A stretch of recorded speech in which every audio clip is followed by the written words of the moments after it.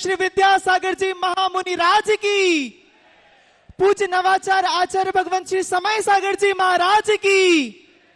अब अपन उनका जयकारा लगाएंगे जिनके नाम मात्र से ही हमारे अंदर ऊर्जा का संचार होने लगता है। पूज्य गुरुवर श्री प्रमाण सागर जी महाराज का तो 4 पंक्तियां मैं गुरुवर के चरणों पे समर्पित करूंगा और आप सभी उसके बाद जयकारा से ऐसी ऊर्जा भर देना कि आज का हमारा मंगलमय कार्यक्रम और भी मांगलिक हो जाए। हजारीबाग में जन्म लिया, गुरुदेव का जन्म स्थान हजारीबाग है। हजारीबाग में जन्म लिया और सबके मन को भाया है। छोटी सी उम्र में जिन्होंने सर्वोच्च पद को पाया है और विद्या गुरु की शरणा में निज आत्म को महकाया है। ऐसे प्रमाण सिंधु के चरणों में शत शत शीश नवाया है। ऐसे प्रमाण सिंधु के चरणों में शत शत शीश नवाया है। बोलो भावना युग प्रवर्तक, गुणायतन प्रणेता, जन जन के संत, ओजस्वी वक्ता, पूज्य मुनिवर श्री प्रमाण सागर जी महामुनि राज की। संस्कार वारिधि पूज्य मुनि श्री निर्वेक सागर जी महाराज की।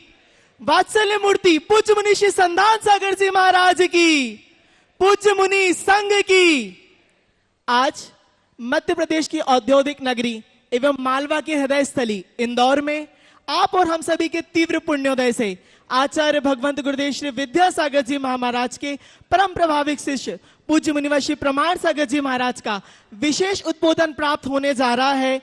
देश सेवा में अपना सर्वस्व योगदान देने वाले हमारे माननीय न्यायाधीश एवं अधिवक्ता गणों को तो मैं 4 पंक्तियां हमारे उपस्थित यहाँ न्यायाधीश और अधिवक्ताओं के चरणों में समर्पित करना चाहूंगा और उसके बाद चाहूंगा सभा में उपस्थित समस्त लोगों से कि जोरदार तालियों के माध्यम से हमारे माननीय और सम्माननीय न्यायाधीश महोदय एवं अधिवक्ताओं का अभिवादन करें।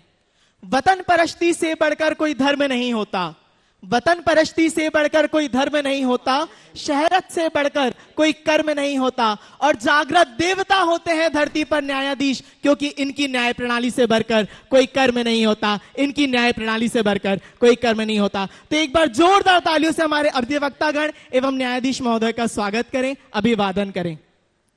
तो चलिए अब आप और हम सभी बिना किसी विलंब के चलते हैं, पूज्य गुरुदेव को जानते हैं कि कैसे हैं हमारे पूज्य मुनिवर श्री प्रमाण सागर जी महाराज। जैसा कि आप सभी को विदित है कि आचार्य गुरुवर श्री विद्यासागर जी महाराज सिर्फ जैनों के ही नहीं, जन जन के संत थे, जन जन के आराध्य हैं और उन्हीं के पद चिन्हों पर अग्रसर हैं उनके परम प्रभाविक वात्सल्य मूर्ति शिष्य पूज्य मुनिवर श्री प्रमाण सागर जी महाराज। पूज्य मुनिवर श्री प्रमाण सागर जी महाराज एक ऐसे संत हैं जो अपनी ओजस्वी वाणी, दूरदृष्टि दर्शन और कर्तव्य निष्ठा के माध्यम से सभी के हृदय में विराजित रहते हैं। पूज्य मुनिवर के अद्भुत प्रवचन एवं अनुपम शंका समाधान के माध्यम से देश में ही नहीं अपितु विदेशों में भी लोग जीवन जीने की कला को सीख रहे हैं, जीवन जीने की कला को जान रहे हैं और अपने जीवन का उद्धार कर रहे हैं। वर्तमान में देखा गया कि वर्तमान आधुनिकता की चकाचौंध के कारण लोग शारीरिक एवं मानसिक तनाव से ग्रस्त होने लगे और अपनी प्रसन्नता को खोजकर निराशा में डूबने लगे। तो उसी निराशा को आशा में परिवर्तित करने, जन जन का कल्याण करने गुरुवर ने प्रदान किया एक अभिनव प्रयोग जिसका नाम है भावना योग। और आप सभी को जानकर बहुत प्रसन्नता होगी कि उस भावना योग का यह परिणाम रहा कि जिस लोगों ने भी अपने जीवन में भावना योग को अपनाया उसके जीवन में एक व्यापक परिवर्तन आया है और अनेकों डॉक्टरों के माध्यम से भी पुष्टि की जा चुकी है कि भावना योग हमारे जीवन को एक नवीन पथ पर अग्रसर कर देता है। सिर्फ इतना ही नहीं, मुझे बताते हुए बहुत गर्व और अत्यंत अनुभूति महसूस हो रही है कि आत्मा से परमात्मा को मिलाने, धर्म के मर्म को जन जन तक पहुंचाने और पथ को पाषाण बनाने के लिए गुरुदेव की कृपा दृष्टि से एक अद्भुत आयतन का नाम होने जा रहा है, जिस आयतन का नाम है गुणायतन, जहां पहुंचकर ही व्यक्ति को एक अद्भुत शांति, प्रसन्नता, तन मन और चेतन हर्ष और प्रसन्नता से प्रफुल्लित हो उठेगा। तो हम सभी का सौभाग्य है कि ऐसे गुरुदेव का प्रिय समय और अद्भुत समय में से आज भारत सेवा और देश सेवा में जो अपना अभूतपूर्व योगदान देते हैं ऐसे न्यायाधीश महोदय एवं अधिवक्ताओं को पूज्य गुरुदेव की दिव्य देशना सुनने का सौभाग्य प्राप्त होगा। Jai Jinein to everyone present over here. I, Ojasvi Parjatya, welcome you on the behalf of Dharam Prabhavna Samiti and PSM Youth Indore. Muni Shri Praman Sagar Ji Maharaj is a disciple of the greatest Jain saint of 20th century era, Acharya Shri Vidyasagar Ji Maharaj. His deep-rooted knowledge, innocent and dispassionate behavior, and easygoing instinct easily attract everyone towards him. He has presented religion in a practical form, freeing it from the traditional complexities. This is the reason that once a person comes in contact with him, being overwhelmed by him becomes his own. Munishri Ji is an eminent sage of Hindi, Sanskrit and Prakrit languages. He had a good command over the English language as well. The stages of the gradual development of the soul in Jain spiritual practice are called Gunasthan. There is a wonderful effort to realize these qualities is Gunayatan. Gunayatan is a living proof of Munishri's mature thinking and mature vision. This is such an undertaking under construction in foothills of Sri Samet Shikharji, the Shrimani shrine of Jains, through which the things of the books can be known in a moment. Gunayatan is going to become such a temple of knowledge, which by becoming a laboratory of Jain principles will prove to be the divine door of self-development of mankind. Today, Munishri Ji is known as a skilled writer, dynamic speaker, intense thinker and authentic saint. The program Shanka Samadhan, promoted by Munishri, has given him a new identity. This program is organized daily by Paras and Jinwani TV. This program is the first program to be aired on the live channel, through which the general public gets overwhelmed by getting a quick and accurate solution to the most complex doubts related to their religion and life practices by directly connecting with Munishri. Munishri has evolved Bhavna Yoga by refining the ancient Indian dictum of Yad Bhavyate Tad Bhavti. Thought becomes things in the modern form to make the body healthy, the mind cool, and the pure soul. Munishri took the Bhavna Yoga to the international levels as well.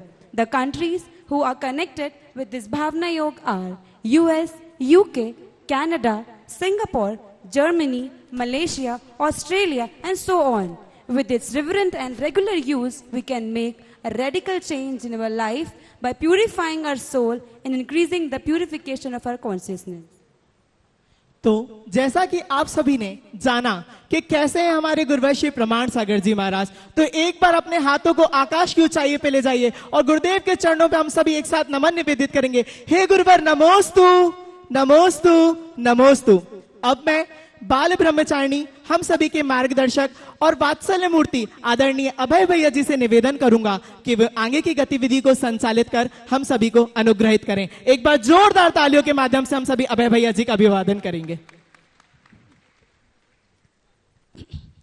परम पूज्य मुनिवर के श्री चरण में नमन करते हुए आशीर्वाद चाहूंगा आज के कार्यक्रम के लिए। नमोस्तु गुरुवर, नमोस्तु नमोस्तु। न्यायपालिका भारत सरकार का तीसरा अंग है और भारत की न्याय व्यवस्था विश्व की सबसे पुरानी न्याय व्यवस्था है। यह वो शाखा है जो कानूनों की व्याख्या करती है, विवादों का निपटारा करती है और भारत के नागरिकों को न्याय प्रदान करती है। भारत में न्यायपालिका को लोकतंत्र का प्रहरी माना जाता है। भारतीय न्यायिक प्रणाली भारत के संविधान के संरक्षक है, लोकतांत्रिक राजनीतिक ढांचे का एक हिस्सा है। भारत में एक न्यायपालिका एक एकीकृत न्यायिक प्रणाली है। यह पिरामिड जैसी संरचना है जिसमें सबसे ऊंचा सर्वोच्च न्यायालय सुप्रीम कोर्ट है, उसके बाद हाई कोर्ट उच्च न्यायालय, उसके बाद जिला न्यायालय डिस्ट्रिक्ट कोर्ट और अधीनस्थ न्यायालय है।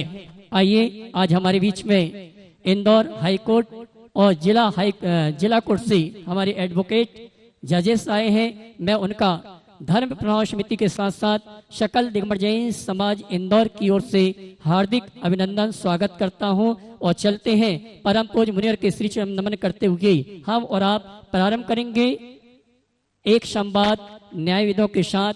धर्म और न्याय व्यवस्था पर विशेष विवेचन के साथ हम और आप परम पूज्य मुनिवर के श्री चरण नमन करते हुए आशीर्वाद प्राप्त करेंगे। दोनों हाथ जोड़ लेंगे, बोलेंगे हे मुनिवर नमोस्तु, हे गुरुवर नमोस्तु, हे मुनिवर नमोस्तु। और आइए गुरुवर के आशीर्वाद से हम और आप ये कार्यक्रम प्रारंभ कर रहे हैं और आगे के कार्यक्रम के संचालन के लिए मैं आमंत्रित करूंगा हमारी धर्म प्रभावना समिति के साथ साथ जैन समाज के गौरव श्रीमान वीर कुमार जी को आमंत्रित करूंगा। वे आए श्रीफल समर्पण के साथ चित्रावण दीप प्रज्वलन का कार्यक्रम संपन्न करावे। जोरदार ताली बजाकर श्रीमान वीर कुमार जी का सम्मान करें।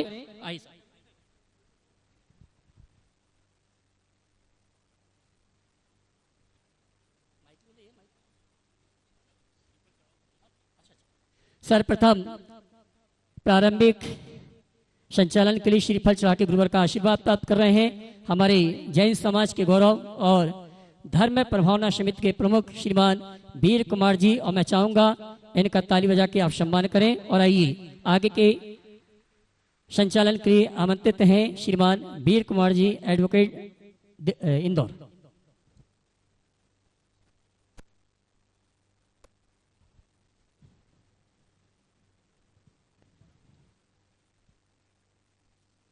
हेलो।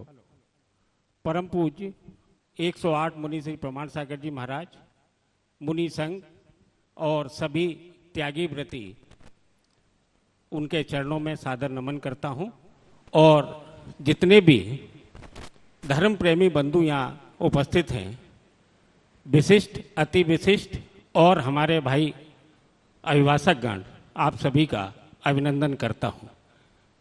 मैं समय सीमित होने के कारण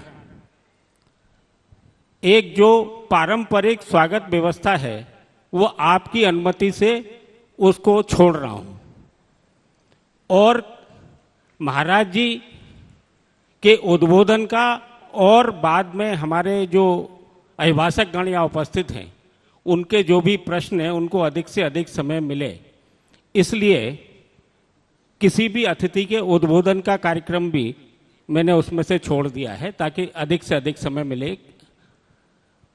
ये आज का जो विषय है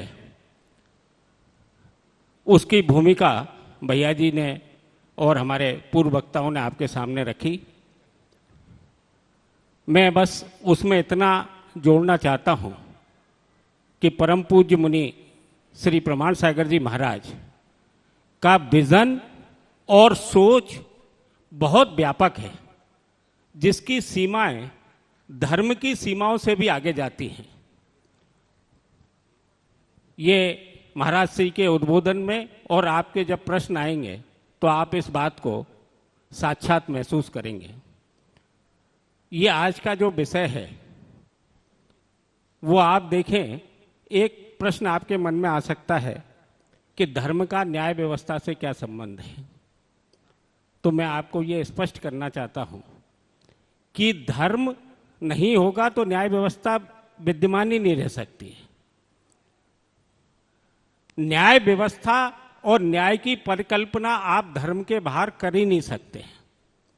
हमारी आईपीसी 1860 में बनी, पर उसके सैकड़ों साल पहले मैं आपको एक छोटा सा, हमारे एक महान आचार्य हुए हैं आचार्य उमा स्वामी जी, उनके द्वारा तत्वार सूत्र का रचना की गई। उस तत्वार सूत्र की टीका के आधार पर सैकड़ों हजारों ग्रंथों में आया उल्लेख। सैकड़ों साल पहले जितने आईपीसी के प्रावधान हमारे हैं, हम लोग जिनको जानते हैं, वो तत्वार सूत्र के 6वें और 7वें अध्याय में बहुत ही शॉर्ट में लिख दिए। और मैं आपको 2 सूत्र का उल्लेख करना चाहूंगा। आपको लगेगा कि देखिए पूरी आईपीसी एक छोटे से सूत्रों में उन्होंने लिख दी है। ये अध्याय 7 का सूत्र नंबर 25, बंद बद छेदाती भारोपान निरोधा मिथ्योपदेश रहोव्याखान कूट लेखन क्रिया सापहार साकार मंत्र भेदा स्तेन प्रयोग तदा हृता दानम विरुद्ध राजात क्रम हीनादिक मानोन्मान प्रतिरूपक व्यवहारा परिविवाह करनेत्वा परग्रहिता गमना नंग कीला तीव्रान बेसा। मैं पूरा नहीं पढ़ रहा हूं। अब आप देखें, इसमें फोर्जरी भी आ गई, चोरी भी आ गई, इसमें स्त्रियों के सम्मान की भी बात आ गई उससे, और राज्य के विरुद्ध अपराधों की भी बात आ गई। तो ये जो विषय है बहुत ही एक दूसरे से जुड़े हुए हैं और बहुत सुसंगत हैं। कार्यक्रम में आपके और पूज्य महाराज साहब के बीच में अधिक बाधा ना बनते हुए मैं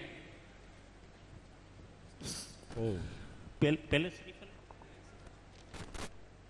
हमारे बाहर के प्रतिनिधियों के रूप में कुछ व्यक्तियों को मैं आप सभी की ओर से महाराज जी के श्री चरणों में श्रीफल भेंट करने के लिए आमंत्रित कर रहा हूं।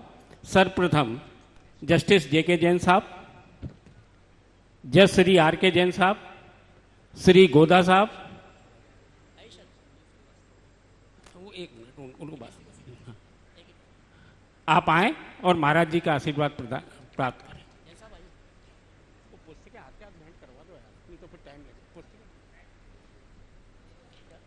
महाराज जी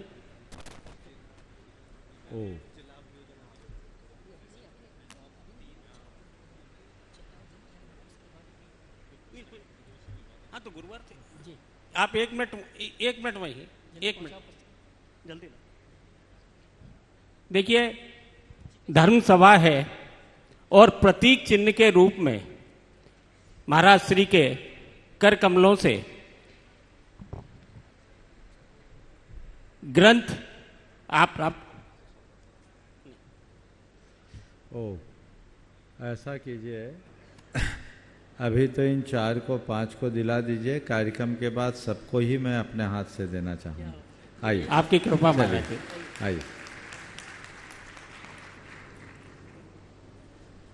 ओ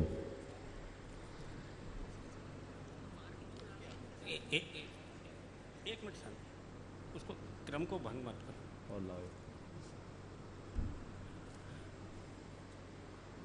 और थोड़ा जी गति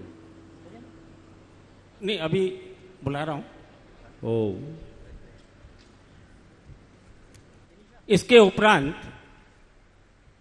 जो भी अन्य सिटिंग या पूर्व न्यायाधीश गण हो, मैं एकदम नाम और वो आइडेंटिफाई नहीं कर पा रहा हूं। आपसे निवेदन है कि आप भी आकर महाराज श्री को श्रीफल भेंट कर सकते हैं। इसके उपरांत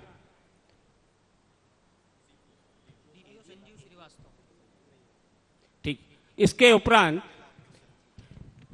हमारी यशस्वी जिला बार एसोसिएशन के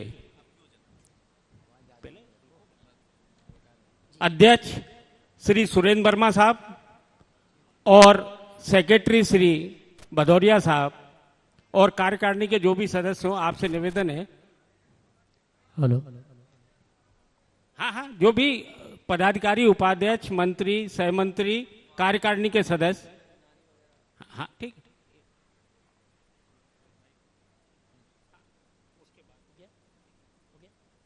आइए।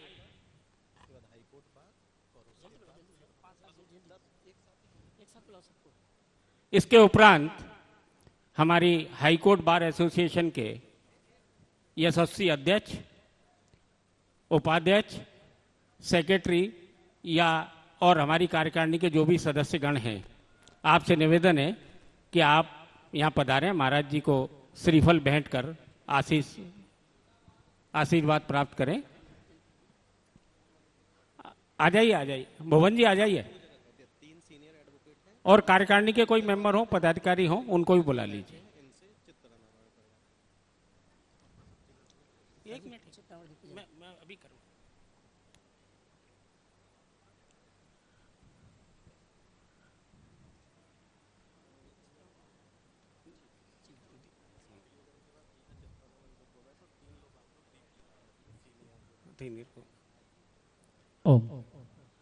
इसके उपरांत जिला अभियोजन कार्यालय से हमारे डीपीओ साहब और जो भी अधिकारी उपस्थित हैं। अच्छा, आपका हो गया, चलिए कोई बात। मैं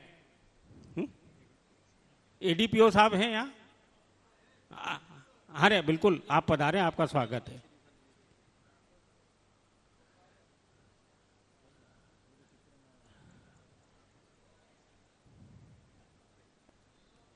हो गया।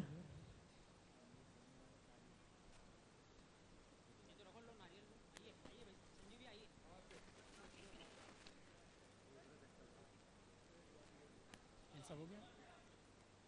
वीर कुमार जी हो गया? हो गया? 3 मिनट में खत्म कर दो।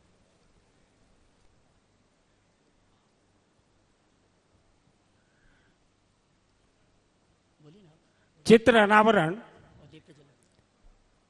और दीप प्रज्वलन हेतु हमारे बीच में उपस्थित हमारे सीनियर एडवोकेट श्री विनय जेलावत साहब, श्री सुनील जी जैन साहब और जस्टिस जेके जैन साहब और मैं स्वयं उसके लिए आपको आमंत्रित करता हूं। हाँ हाँ, सीए अनिल साहब, आर के जैन साहब, आप सभी पधारें। पहले दीप प्रज्वलन और चित्र अनावरण। हाँ हाँ, मंच पर जो हमारे जैन साहब और सभी अतिथि विराजमान है, ये सभी पहुंचेंगे चित्रावरण दीप प्रज्वलन के कार्यक्रम के लिए। संत श्रीमय गुरुवर आचार्य श्री विद्यासागर जी महाराज को हम मंच पर विराजमान करेंगे और उसके पश्चात संवाद प्रारंभ होगा। परम पूज्य मुनिवर के मुखाग्रविंद से शंकाएं हमारी आपके होंगी, समाधान परम पूज्य मुनिवर के मुखाग्रविंद से संपन्न होंगे। एक संवाद न्यायविदों के साथ धर्म और न्याय व्यवस्था पर विशेष विवेचन। हाँ मैं आ गया।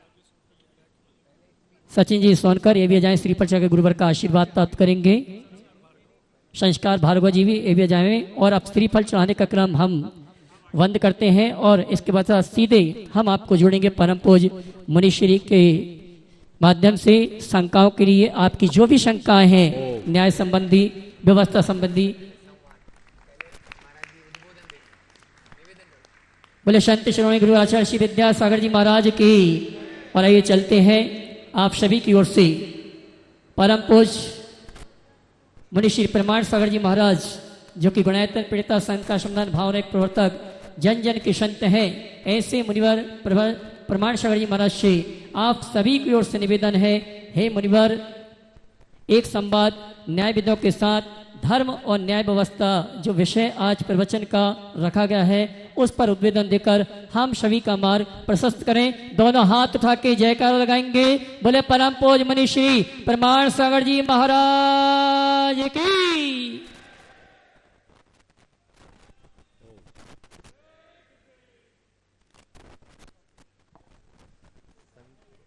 ओम।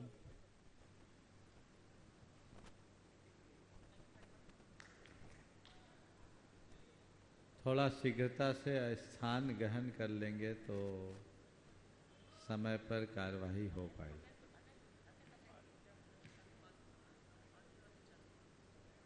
हाँ, आ जाने दो उनको, आ जाओ।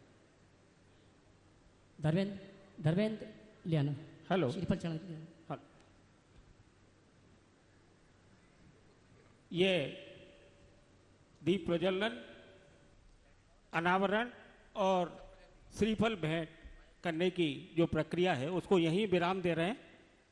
और मैं परम पूज्य गुरुदेव से निवेदन करूंगा कि आज जो हमारा विषय है उसके बारे में हमें उद्बोधन दें और मार्गदर्शन प्रदान करने की कृपा करें। बोलिए पार्श्वनाथ भगवान की जय। ओम। जय बोलो अहिंसा परमो धर्म की जय जय जय। परम पूज्य आचार्य गुरुवर श्री विद्यासागर जी महाराज जय जय जय। बोले परम पूज्य मुनि श्री प्रमाण सागर जी महाराज की, मुनि श्री निर्वेक सागर संधान सागर जी महाराज की। नमोस्तु गुरुवर। आज एक बहुत अच्छा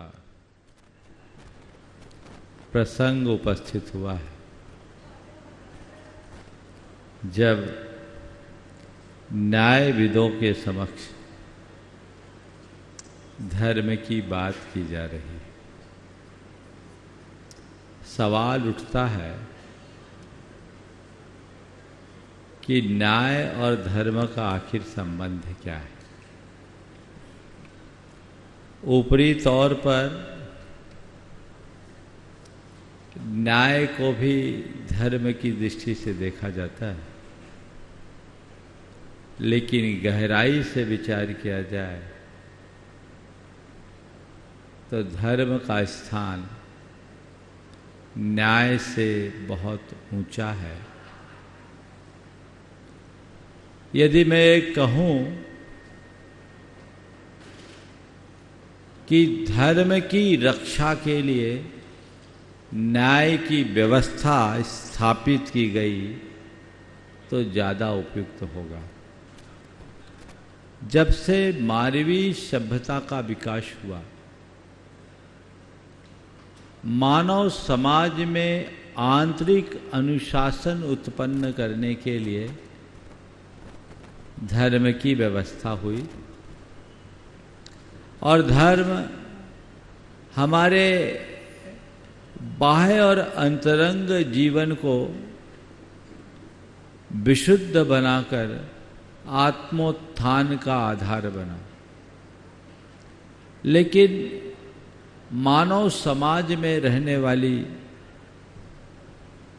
दुर्बलताओं और दोषों के प्रभाव से धर्म प्रभावित न हो और धर्म की व्यवस्थाएं निर्बाध चलती रहे, तो उसके लिए न्याय की व्यवस्था आई। धर्म के लिए न्याय की जरूरत नहीं है, अधर्म के कारण न्याय की आवश्यकता है। यदि विश्व में पूरी तरह से धर्म स्थापित हो जाए और प्रत्येक व्यक्ति धर्मी बन करके अपना जीवन आगे बढ़ाने लगे, तो किसी प्रकार का अपराध या अन्याय होगा ही नहीं। और जब अपराध और अन्याय ही नहीं होगा तो न्याय व्यवस्था की जरूरत क्या होगी। अधर्म आया और वो उससे धर्म प्रभावित न हो,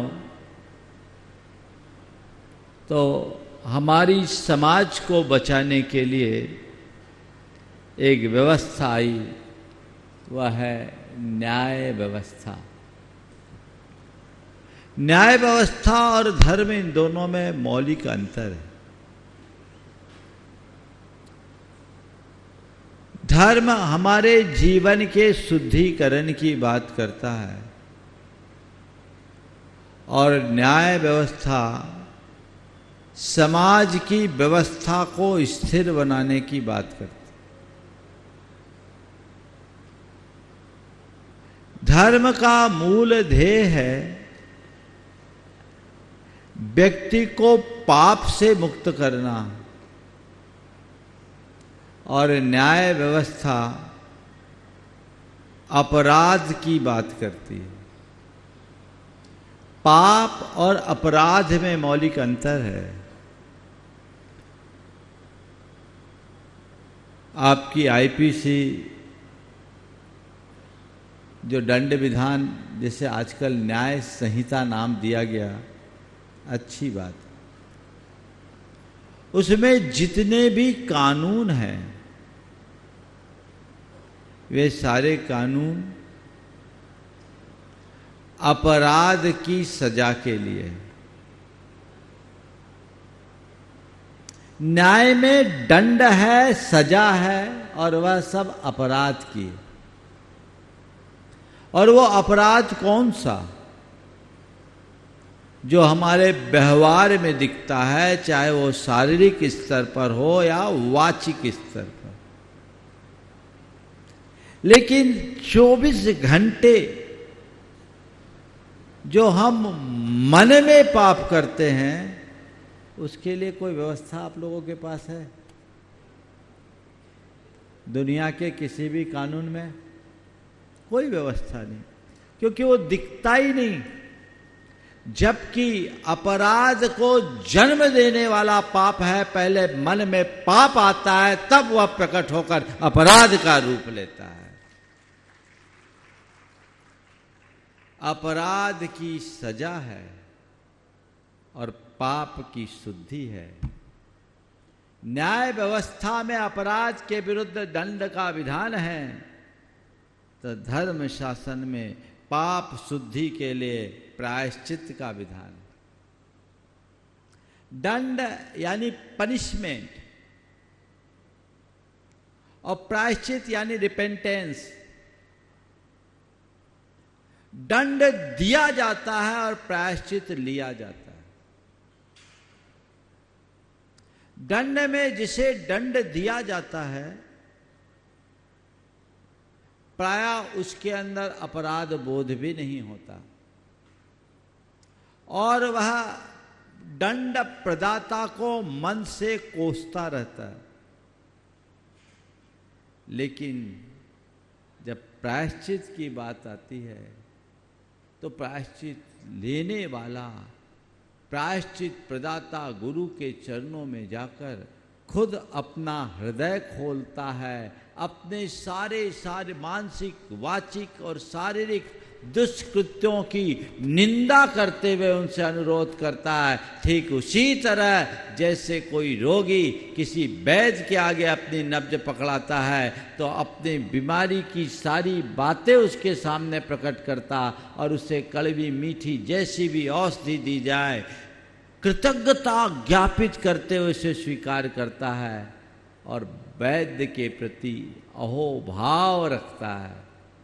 इसी तरह किसी धर्मी के द्वारा यदि किसी अज्ञान या प्रमादवश कोई चूक हो जाए, कोई पाप हो जाए, तो पाप का एहसास होते ही उसके हृदय में एक अलग प्रकार की तड़फन होती है और उस तड़फन के कारण सीधे वो गुरु के चरणों में जाता है और अपने अपराध को प्रकट करता है, अपने पापों को प्रकट करता है और प्रायश्चित लेकर अपने पापों की शुद्धि करता है।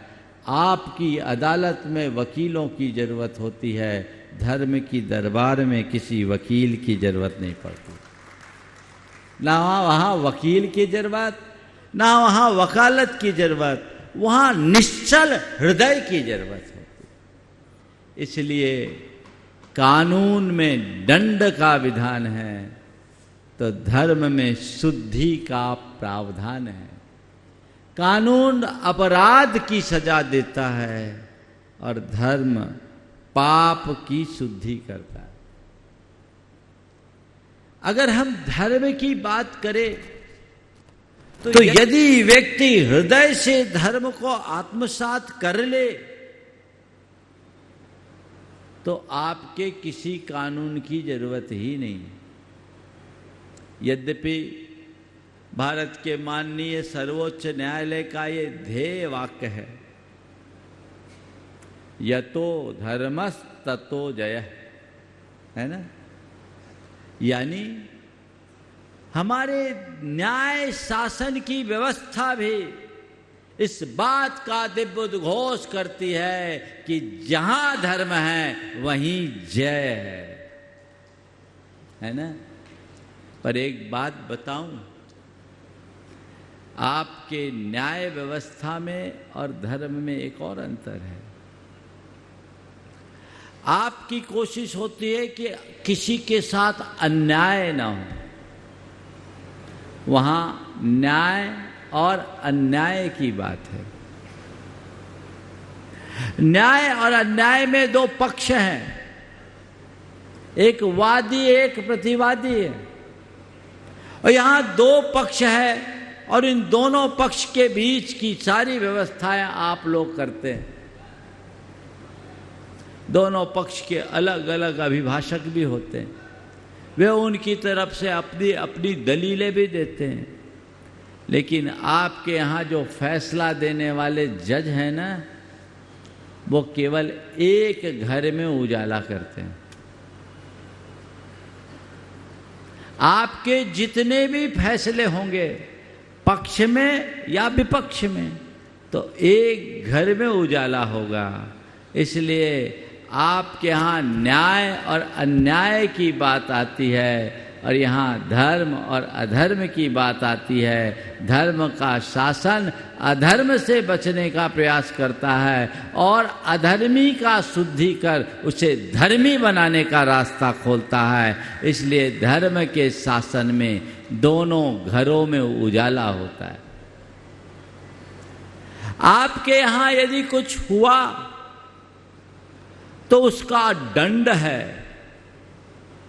और धर्म कहता है अगर किसी ने कोई अपराध किया तो दंड देने की आवश्यकता नहीं, क्षमा करने की जरूरत है। यदि क्षमा कर दो तो उसका जीवन बदल सकता है। बहुत ऊंची बात है। न्याय नीति से चलता है और धर्म के पीछे अध्यात्म होता है। नीति में सामने वाले के बारे में भी देखा जाता है वो कितना कसूरवार है, और उसके उस दोष को, उसकी गलतियों को ध्यान में रखते हुए आपकी न्याय प्रणाली में सारी व्यवस्थाएं होती है। लेकिन धर्म शासन कहता है कि हमें पापी से पापी व्यक्ति के प्रति भी सद्भाव रखना चाहिए। और धर्म का एक मंत्र घोष है,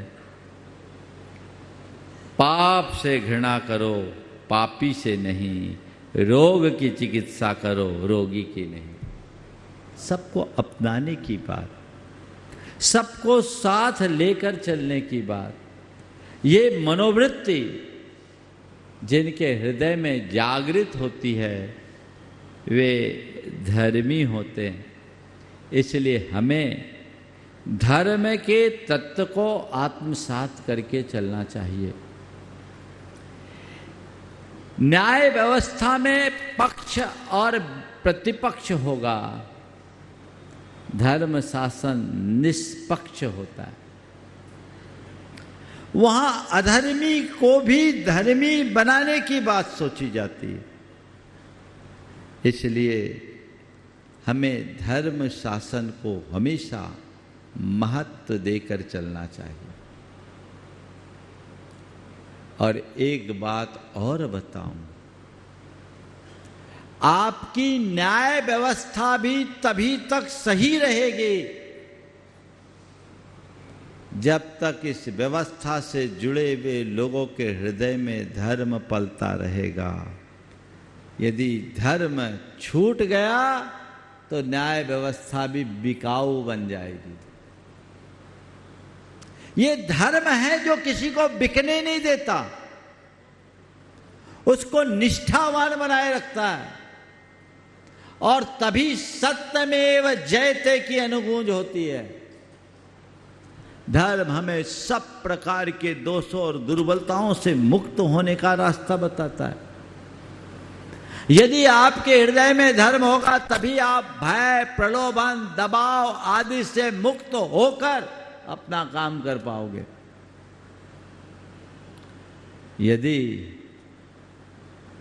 आपके मन में कोई प्रलोभन आ जाए, आप डर या दबाव से ग्रसित हो जाए, तो मैं आपसे पूछता हूं, यहां बहुत से न्यायाधीश बैठे हैं, क्या आप कोई सही फैसला दे पाओगे? हाँ? नहीं। और आपके साथ एक और बाध्यता है, आपको कोई भी फैसला देने के समय तथ्य देखने पड़ते हैं। आपका फैसला तथ्य पर आधारित होता है। कोई कितना भी बड़ा अपराध क्यों ना कर दे, यदि उसके पक्ष में तथ्य न हो तो आप उसे निरपराध घोषित करेंगे कि नहीं करेंगे? हाँ? और कई बार ऐसा भी देखा जाता है कि सामने वाला निरपराधी है और उसके बावजूद उसके विरुद्ध कुछ ऐसे तथ्य प्रस्तुत कर दिए जो कि आजकल ज्यादातर होने लगा है। उसके आधार पर वह व्यक्ति निरपराधी होने के बाद भी सजा का भागी बन जाता है। मैं आपसे कहता हूं, आपकी न्याय व्यवस्था तथ्य पर आधारित है और उसकी खामियों का लोग लाभ उठा सकते हैं। लेकिन धर्म का जो शासन है वो तथ्य पर नहीं सत्य पर आधारित होता है और उसमें कभी कमी नहीं होती। वहां अपराध करने वाला तो दूर, पाप करने वाला भी उसकी सजा भोगता है। ना भुक्तम क्षीयते पापम, ये उक्ति निराधार नहीं है। अगर हम कोई पाप करेंगे तो उसे हमें भोगना ही पड़ेगा। वो पाप और पारा कभी पछता नहीं। आपके कानून में अपराधी बच सकता है, पर कुदरत के कानून में कोई पापी कभी नहीं बच सकता। 1999 में भोपाल के पास भोजपुर में हमारा चातुर्मास था। दैनिक भास्कर में एक संपादकीय छपा था, उसका शीर्षक था आह और वाह। और उस दिन के मुख्य पृष्ठ पर एक समाचार था, उस पर आधारित वो संपादकीय था।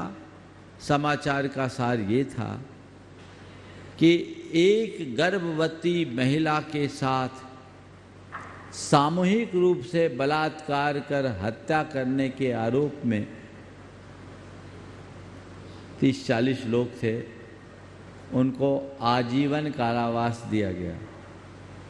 और ये सजा देने वाली थी डॉक्टर बिमला जैन, जो उस समय रायसेन सत्र न्यायालय की मुख्य न्यायाधीश थी। और दूसरा समाचार था, अदालत परिसर में खूनी खेल खेलने वाले सभी आरोपी बाइज्जत बरी, क्योंकि वहां तथ्य नहीं था। उस पर ये पूरी टिप्पणी थी संपादकीय आह और वाह। उन दिनों में अखबार पढ़ता था, आज के संदर्भ में वो रखना चाह रहा हूं। ये लिखा कि देखो, एक इतने बड़े फैसले को और इतने कड़े फैसले को देखकर मन में वाह निकलता है। और एक कि अदालत परिसर में गैंगवार हुआ, खूनी खेल खेले, लेकिन कोई साक्ष्य नहीं मिला, सब बाहर हो गए। बहुत सारे लेकुनाज हैं, लूचपोल्स हैं, और आप लोग उनका पूरा फायदा भी उठाते हैं, बच जाते हैं। मैं वो समाचार पढ़ ही रहा था, तभी बिमला जी मेरे पास आ गई। उन्होंने कहा, महाराज मैंने कल ही ये फैसला लिखा और मेरा मन बड़ा विचलित था, तो मैंने छुट्टी ले ली। कहा 3 दिन में आपके चरणों में रहूंगी, आपके सानिध्य में रहूंगी। उन्होंने पूरे घटनाक्रम को बताया कि महाराज ये मेरे जैन होने के संस्कार थे, इसलिए मैंने फांसी की सजा नहीं दी, नहीं तो जितनी क्रूर घटना थी फांसी की सजा भी कम थी।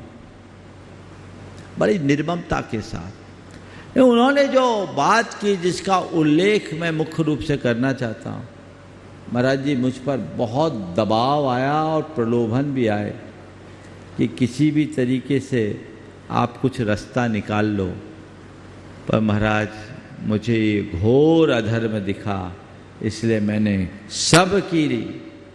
सबके दबाव प्रभाव को नज़रअंदाज किया और मैंने ये फैसला दिया और अपने मन की शांति के लिए यहाँ आया।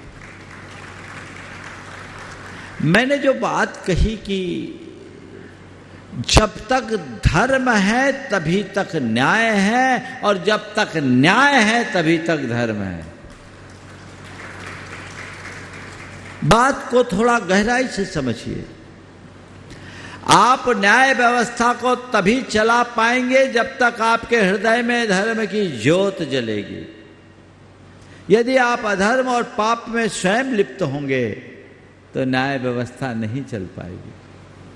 और यदि देश में अन्याय का साम्राज्य जम जाएगा, न्याय के प्रहरी नहीं बचेंगे, न्याय की व्यवस्थाएं चरमरा जाएगी, जंगल राज आ जाएगा, तो धर्म कहां टिकेगा। तो दोनों एक दूसरे के पूरक समझिए, इसलिए साथ लेकर के चलिए। यहां उपस्थित अभिभाषक गणों से मैं एक बात कहता हूं, एक बार एक अधिवक्ता ने मुझसे कहा, महाराज हम लोगों के धंधे के बारे में आप क्या कहोगे? सीधे सीधी बात कर ली उनने कि हम लोगों के धंधे के बारे में आप क्या कहोगे। मैंने उनसे ही पूछा कि आप अपने धंधे के बारे में क्या सोचते हो? बोले, महाराज वो क्रिमिनल के अच्छे सीनियर एडवोकेट थे और केवल क्रिमिनल केसेस करते थे, और उनकी प्रसिद्धि थी कोई कैसा भी केस कर ले, अगर इनने बहस की है तो सामने वाले को जमानत मिलना है। बहुत तेज वकील थे। उनने कहा, महाराज हम तो बहुत पाप करते हैं, पापियों को छुड़ाते हैं। उनके मन में उसके प्रति ग्लानि भी थी। हमने कहा, वकील साहब मुझे इस बात की खुशी है कि कम से कम आप इसे रियलाइज तो कर रहे हैं, लेकिन काश आपने अपने इस प्रोफेशन के मूल उद्देश्य को समझा होता तो आपसे रंच मात्र पाप नहीं होता, बल्कि आप इस प्रोफेशन में भी कुछ पुण्य कमाते। जो बात मैंने उनसे कही आज मैं आप लोगों से भी कहना चाहूँगा। आप लोग थोड़ा सा असेसमेंट करके देखिए, कई ऐसे कृत्य आपसे हो जाते हैं जो अवांछनीय हैं, जिसे पाप ही नहीं अनैतिक कृत्य की श्रेणी में रखा जाए, और उनकी पैरवी करने पर आप अपनी अंतरात्मा से पूछना, क्या मैं अपने प्रति अपराध नहीं कर रहा हूं? उदाहरण के लिए, चूंकि मुझे न्याय व्यवस्था और धर्म दोनों की बात करनी, तो न्याय व्यवस्था में मुझे आप सबको समझाने की जरूरत नहीं है, पर न्याय व्यवस्था में धर्म को धारे तो क्या परिवर्तन हो सकता है वो मैं आपसे कहना चाहता हूं। एक व्यक्ति किसी के भूमि भवन पर अवैध कब्जा कर रहा है, उसके दस्तावेजों में कमियां हैं, और आप उसकी पैरवी करके उसके दखल कब्जे को सही साबित करते हुए उसके वास्तविक स्वामी से छुड़वा रहे हैं और उसे कब्जाकार बना रहे हैं। उसमें वो व्यक्ति भी है जो कोई विधवा है, उसमें वो व्यक्ति भी है जिसकी सारी जमा पूंजी उसमें लगी है, उसमें वह व्यक्ति भी है जिसके पास इसके अतिरिक्त और कोई साधन नहीं है।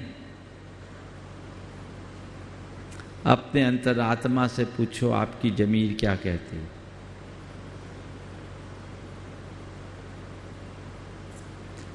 आप इतना तो जानते केस सही है कि फर्जी?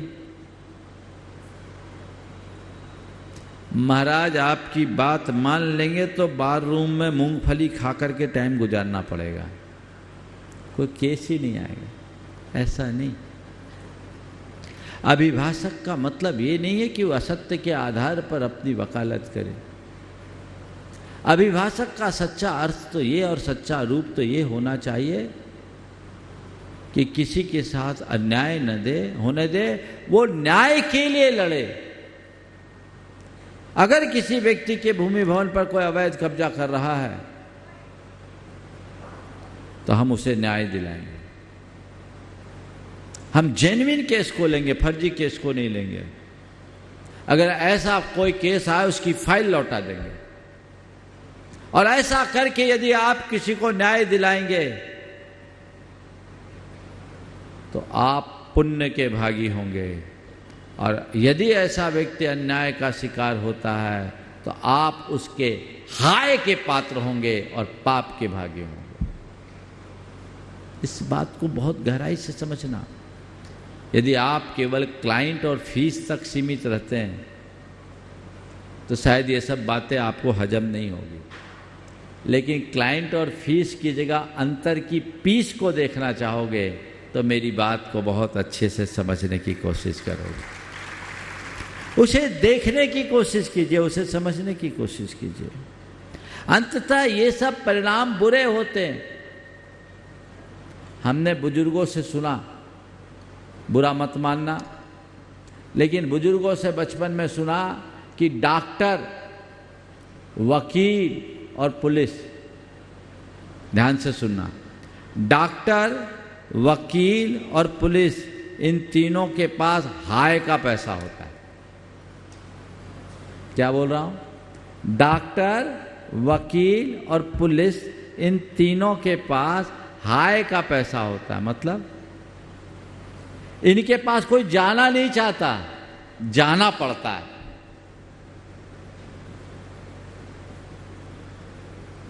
वहीं बैठा ले थोड़ी देर। जाना नहीं चाहता, जाना पड़ता है, और उस चक्कर में ये अव्यवस्थाएं होती। तो मैं आप सबसे कह रहा हूं, क्या आप ऐसा प्रयोग कर सकते हैं कि हम जेन्युइन केस को ही लेंगे, दूसरे केस को नहीं लेंगे? एक व्यक्ति ने किसी के साथ बलात्कार किया है और आप उसकी पैरवी कर रहे हैं।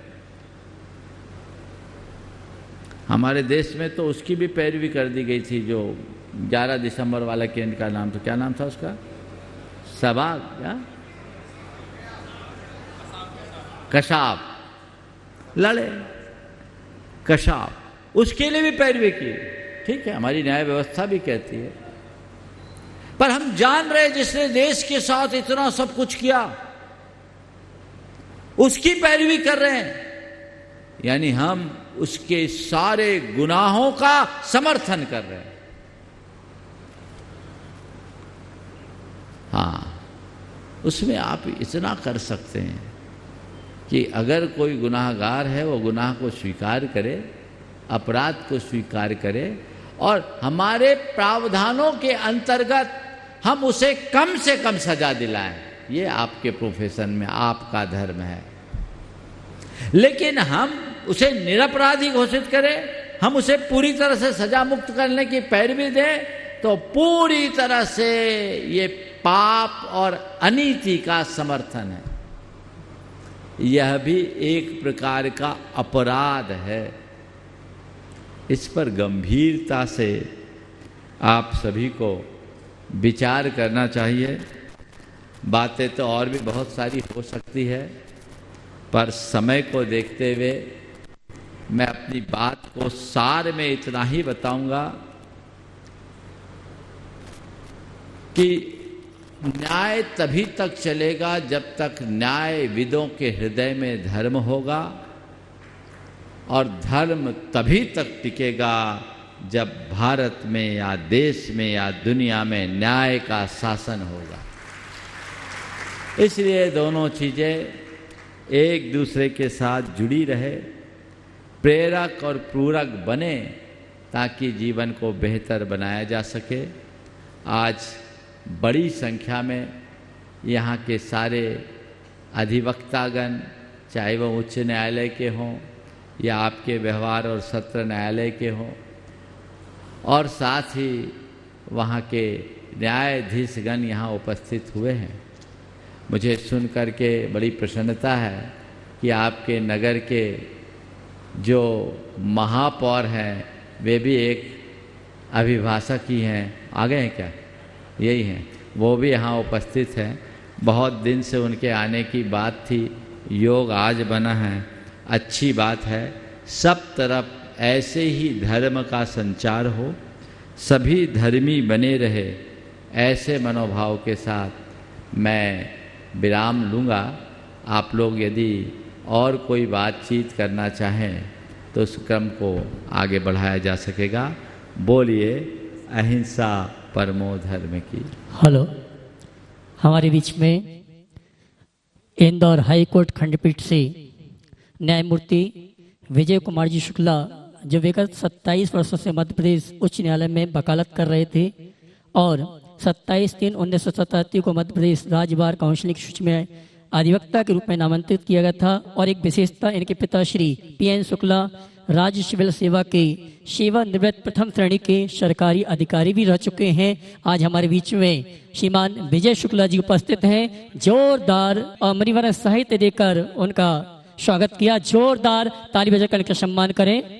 और मैं महोत्सव कमेटी की ओर से अशोक जी अध्यक्ष और नवीन जी गोधा ये आएंगे। हमारे सम्माननीय श्रीमान विजय शुक्ला, उनका सम्मान का कार्यक्रम महोत्सव कमेटी की ओर से करेंगे।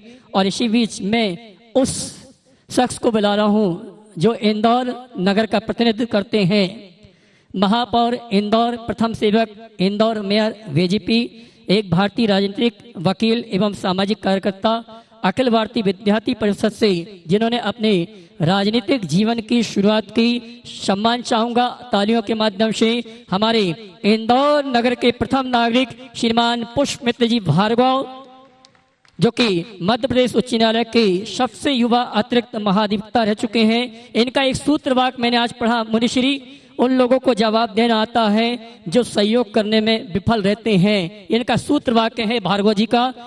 2022 से इंदौर के महापौर के रूप में इंदौर महानगर के विकास में संप्रयुक्त हैं। इंदौर को सोलर सिटी बनाने के लिए प्रतिबद्ध हैं। खुद के एनजीओ के माध्यम से इन्होंने बहुत से काम किए हैं। ऐसे हमारे इंदौर नगर के प्रथम नागरिक श्रीमान पुष्प मित्र जी श्री प्रचार के गुरुवर का आशीर्वाद प्राप्त कर रहे हैं। और उनके सम्मान के लिए मैं आवाज दूंगा हमारे धर्म प्रभाव समिति के भाई हर्ष जी, धर्मेंद्र जी, आनंद जी गोधा, रितेश जी पाटनी ये और राहुल मीडिया, ये सभी आएंगे। हमारे इंदौर के सबसे युवा महापौर श्रीमान पुष्प मित्र जी भार्गव, उनका सम्मान महोत्सव कमेटी की ओर से करेंगे। और साथ में अनिल जी सीए साहब, आप भी आज हमें सम्मान करने के लिए, और मैं चाहूंगा जोरदार ताली करके सम्मान करें सबसे युवा महापौर प्रथम सेवक इंदौर, मेयर बीजेपी, जिन्होंने अपने जीवन की शुरुआत अखिल भारतीय विद्यार्थी परिषद के माध्यम से की थी, आज हमारे बीच में है। इनका सूत्र वाक्य है, उन लोगों को जवाब देना आता है जो सहयोग करने में विफल होते हैं। ऐसे सूत्र वाक्य श्रोता आज हमारे बीच। ओम हाँ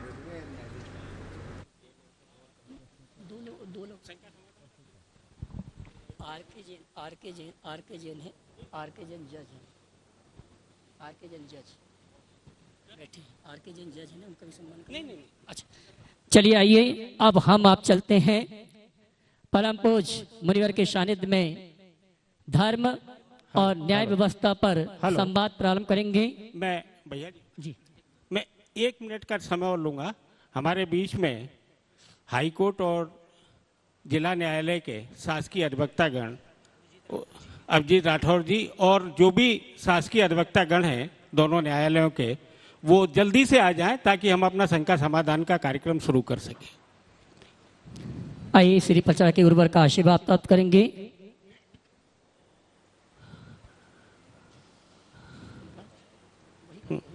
सम्मान वही करवाना नहीं, सम्मान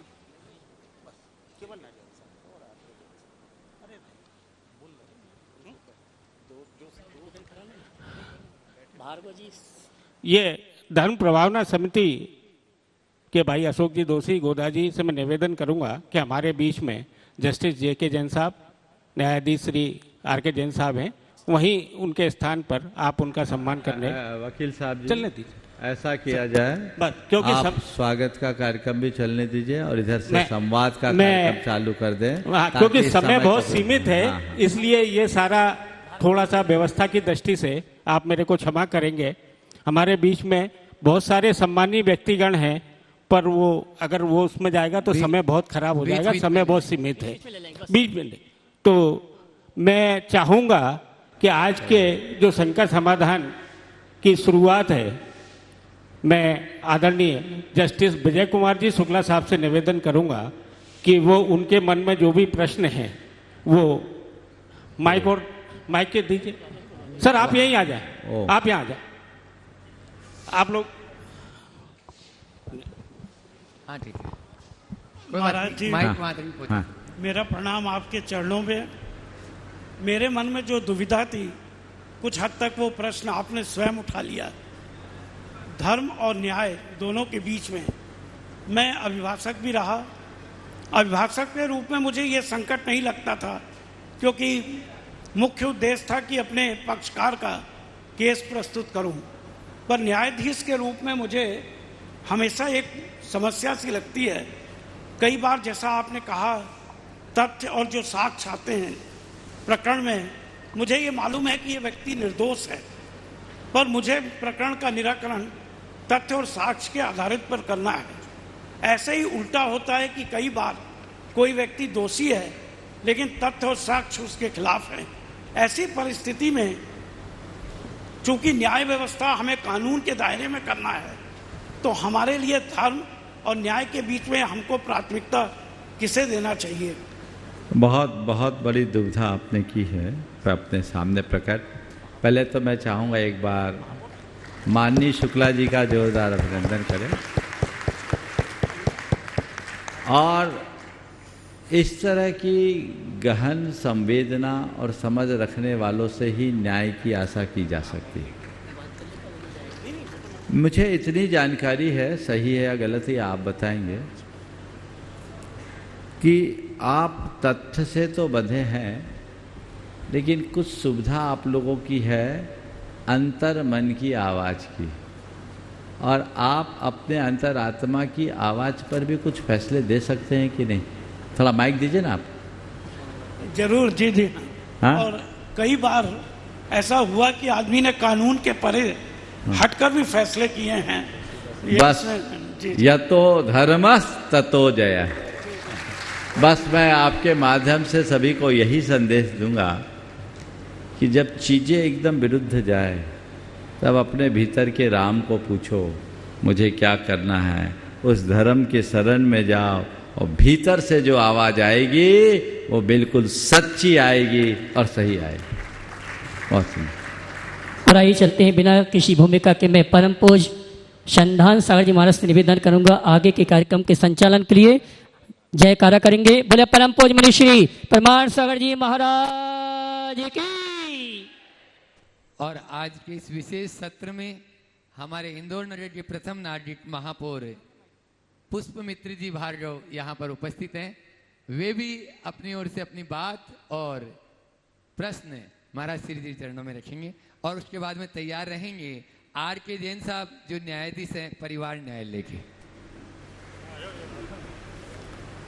परम पूज्य गुरुवर के चरणों में सादर नमन। गुरुदेव, मैं तो पहले वकील था, अभी भी हूँ, थोड़ी वकालत अभी कम है, लेकिन जनप्रतिनिधि के रूप में एक प्रश्न, एक शंका मन में है, उसका समाधान मिलेगा ऐसी मेरी अपेक्षा है। कुछ निर्णय होते हैं लोकप्रिय और कुछ होते हैं लोकहित के। अगर उदाहरण स्वरूप समझने की कोशिश करें, सब समाज के लोग हमसे लगातार एक डिमांड करते हैं, मांग करते हैं कि मंदिर बनाने के लिए जगह दो।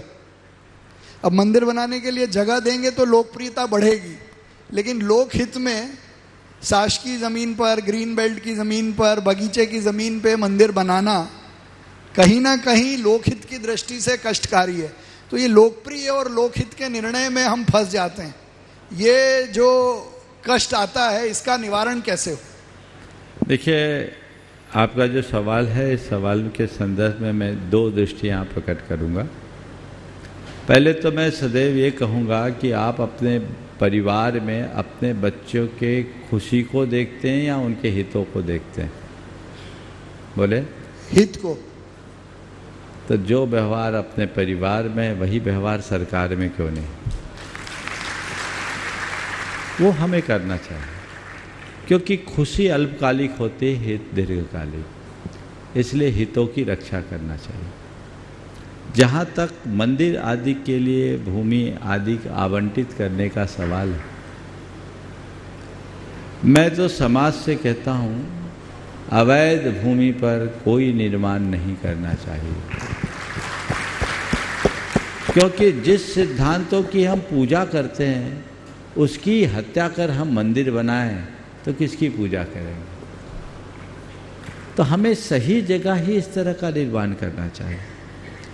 लेकिन शासन से भी कुछ मैं ये कहना चाहूँगा कि सरकारें बहुतों को सहूलियतें देती है, मंदिर बनाने वालों को भी कुछ सहूलियतें दें ताकि वो काम वैध हो, अवैध नहीं। क्या ऐसा प्रावधान नहीं बनाया जा सकता? कुछ ऐसी जटिलताएं। मैं एक स्थान पर था, एक मंदिर का शिलान्यास होना था, मुझे कोई जानकारी नहीं थी। मैं गया शिलान्यास के कार्यक्रम में, जब गया तो मालूम पड़ा इसका तो भी कोई कागज ही नहीं है। मैंने कहा ऐसी की जगह में तुम लोग क्यों बना रहे हो, मुझे क्यों ले आए? तो वहाँ उस कार्यक्रम में एक, अब नाम नहीं लूँगा, अच्छा नहीं लगेगा, सरकार के प्रतिनिधि भी थे, थोड़ा संशोधित कर लेता हूँ। उनकी तरफ बोला महाराज हम इनकी अनुमति से कर रहे हैं। वो मंत्री थे, बोले ये कह रहे हैं। उन्होंने कहा महाराज हम हैं, करने दो। अरे क्या है? तो उन्होंने जो कहा वो मैं यहाँ कोट करना चाहता हूँ। उन्होंने कहा महाराज ये लोग जब मेरे पास आए तो हमने इनसे कहा कानूनी प्रक्रिया ऐसी कि हम तुम्हें दे नहीं सकते, तुम ले लो। ये दुविधा खत्म होनी चाहिए। वो मंत्री भी चाह रहे कि ये काम अच्छा होना चाहिए, इतने उनने साथ में जोड़ा, इतने झोपड़पट्टी और टपरे बनते रहते, हम उनको नहीं हटवा पाते। मंदिर बनेगा तो पूरे इलाके में शांति और सद्भावना होगी। हम चाहते हैं मंदिर बने और कुछ पुण्य का काम हो, और हम चाहते हैं जगह में अलॉटमेंट करवा दें, लेकिन हमारे हाथ बंधे, हम क्या करें? तो हम दे नहीं सकते, तुम ले लो। तो ये दुविधा है। क्या सरकारें धार्मिक भावनाओं को सुरक्षित रखने के लिए सर्वधर्मों का सम्मान करते हुए कुछ ऐसा प्रावधान नहीं बना सकते? ये बात हमारे देश की मूलभूत विरासत में जुड़ी हुई है और हमारी संस्कृति में है कि हमारे देश में आज भी बहुत सारे ऐसे गांव शहर हैं, गांव हैं जहाँ एक भी स्कूल ना हो, एक भी चिकित्सालय नहीं, लेकिन ऐसा कोई गांव नहीं मिलेगा जहाँ कोई देवस्थान ना हो, पूजा स्थल ना हो। वो हमारी अंतरात्मा है। क्यों ना हो ऐसा कि आप लोगों ने ऐसा तो प्रावधान बना दिया कि कोई नई कॉलोनी बनेगी तो उसमें बाग बगीचा भी होगा और कुछ जगह स्लम एरिया के लोगों के लिए आपको छोड़नी पड़ेगी। यह कुछ प्रावधान है ना? क्यों नहीं ऐसा प्रावधान दे कि कुछ स्थान धर्म स्थल के लिए भी छोड़ा जाए?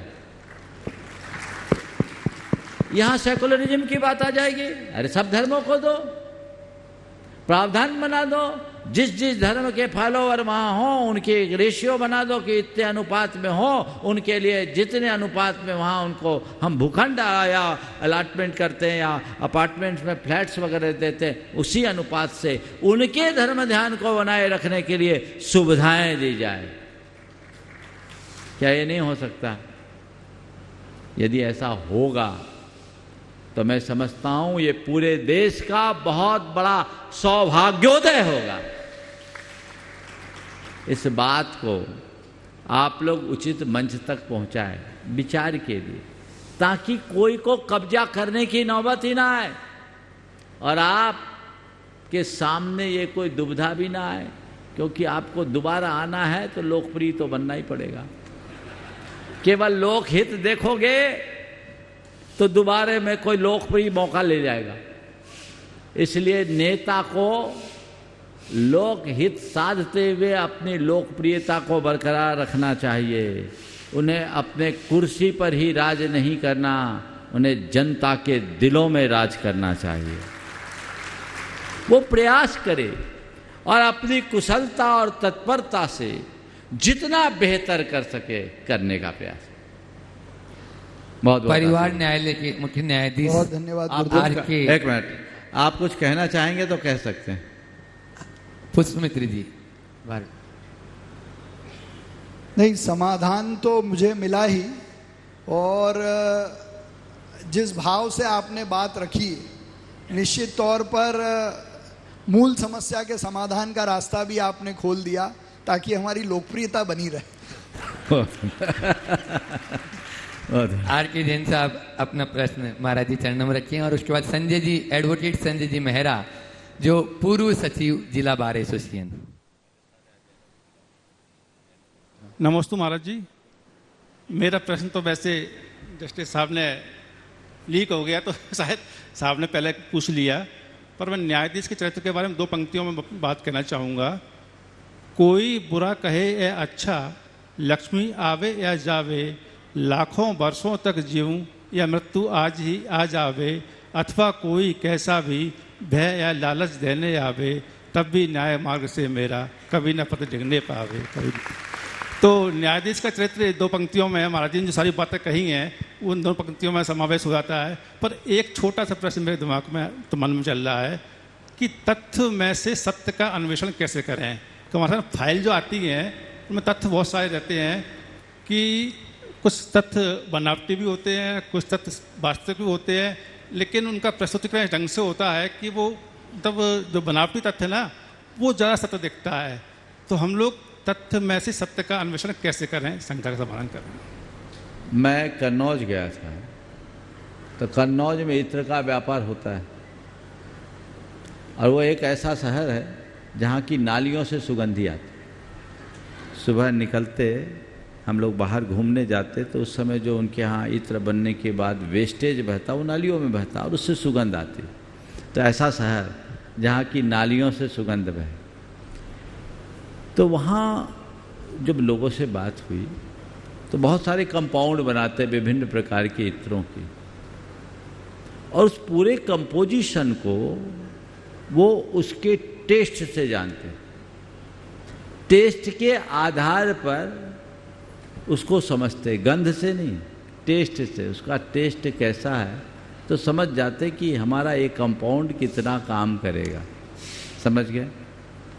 तो मैं आपसे इतना ही कहता हूँ, कोई कितना भी तथ्य है, कैसा भी तथ्य प्रस्तुत करे, उसका टेस्ट क्या है इसे पहचानने की कोशिश करो, और उसका टेस्ट आप तब जान पाओगे जब सामने वाले के इंटरेस्ट को पकड़ लोगे।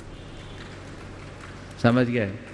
सामने वाले के इंटरेस्ट को पकड़ ले और आप उसके टेस्ट को पकड़ कर चले। एक निवेदन है, जिसका भी नाम प्रश्न के लिए पुकारा जाए उनके आसपास कोई भी व्यक्ति खड़ा न रहे, ऐसा एक व्यवस्था और अनुशासन की दृष्टि से ये महाराज जी की आज्ञा से मैं आप सबसे निवेदन कर रहा हूँ। बहुत सुंदर, बहुत सुंदर। हाँ ठीक है, चलिए अगला।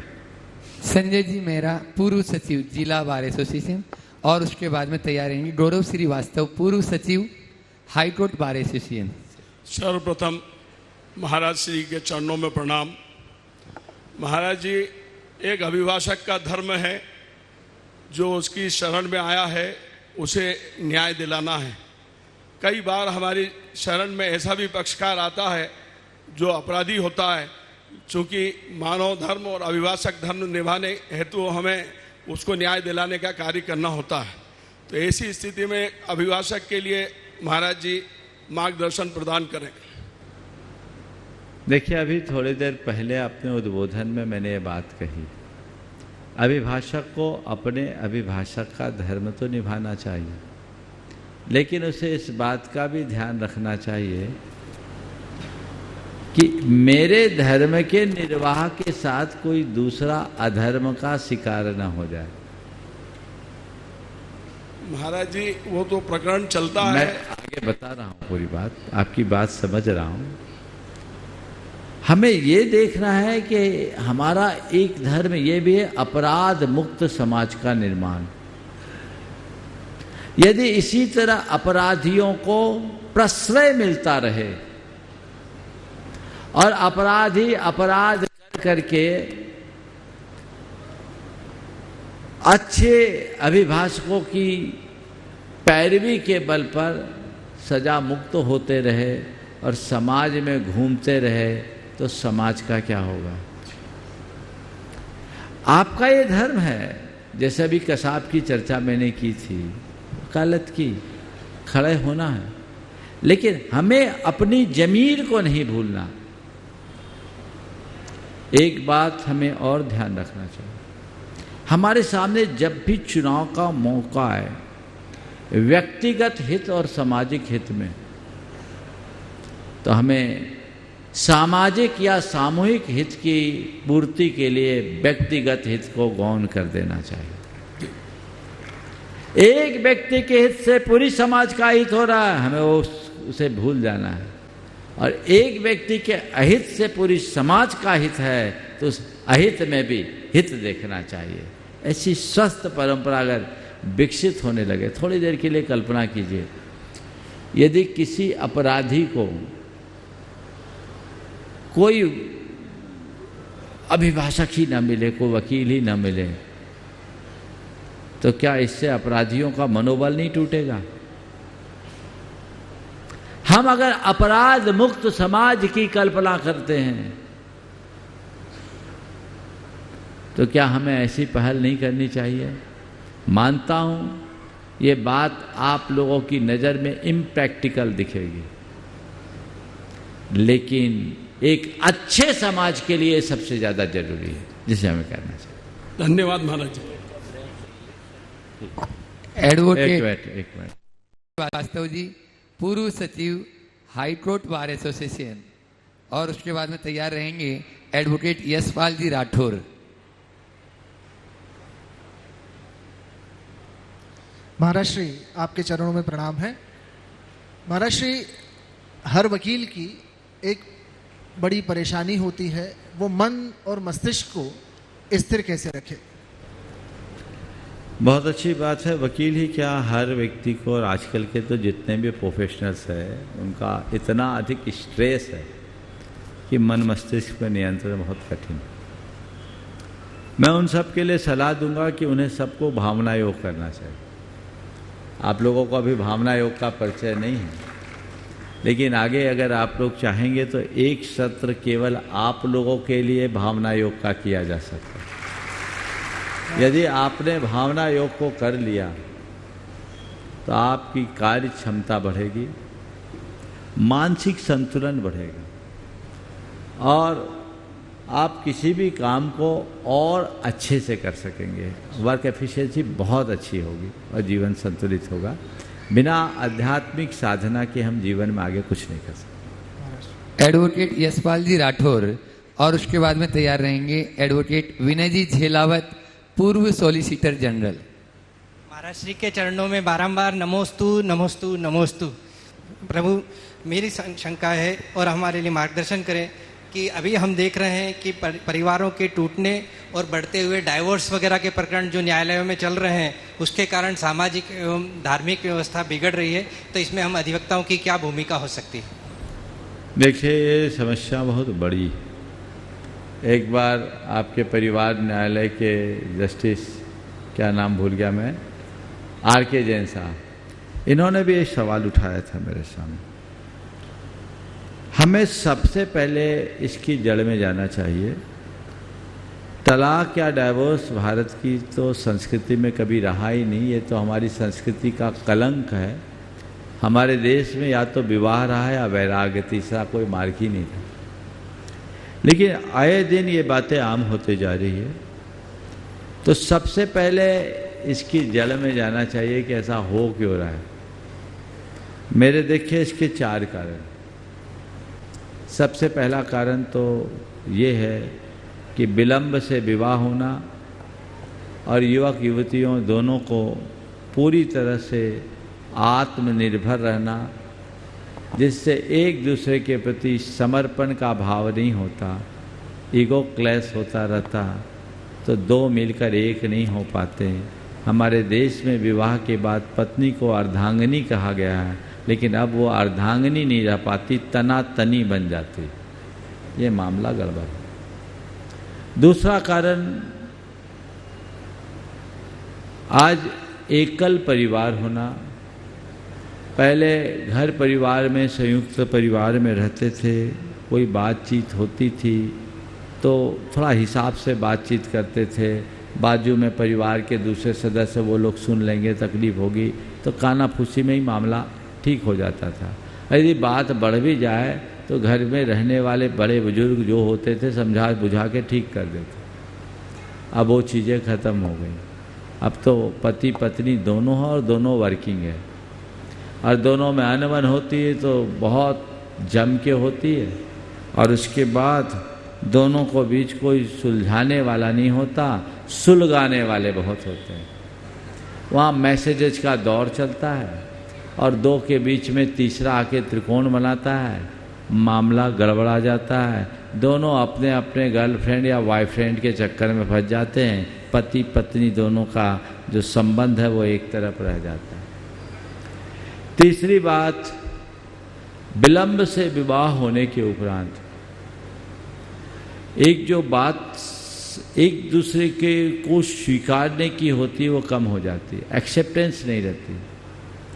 पहले दिन से एक्सेप्टेंस नहीं रहती और उसके लिए पहले माँ बाप भी एक सीख देते थे। कन्या का जब विवाह होता था, अब तो कन्या का विवाह होता नहीं, युवती का विवाह होता है।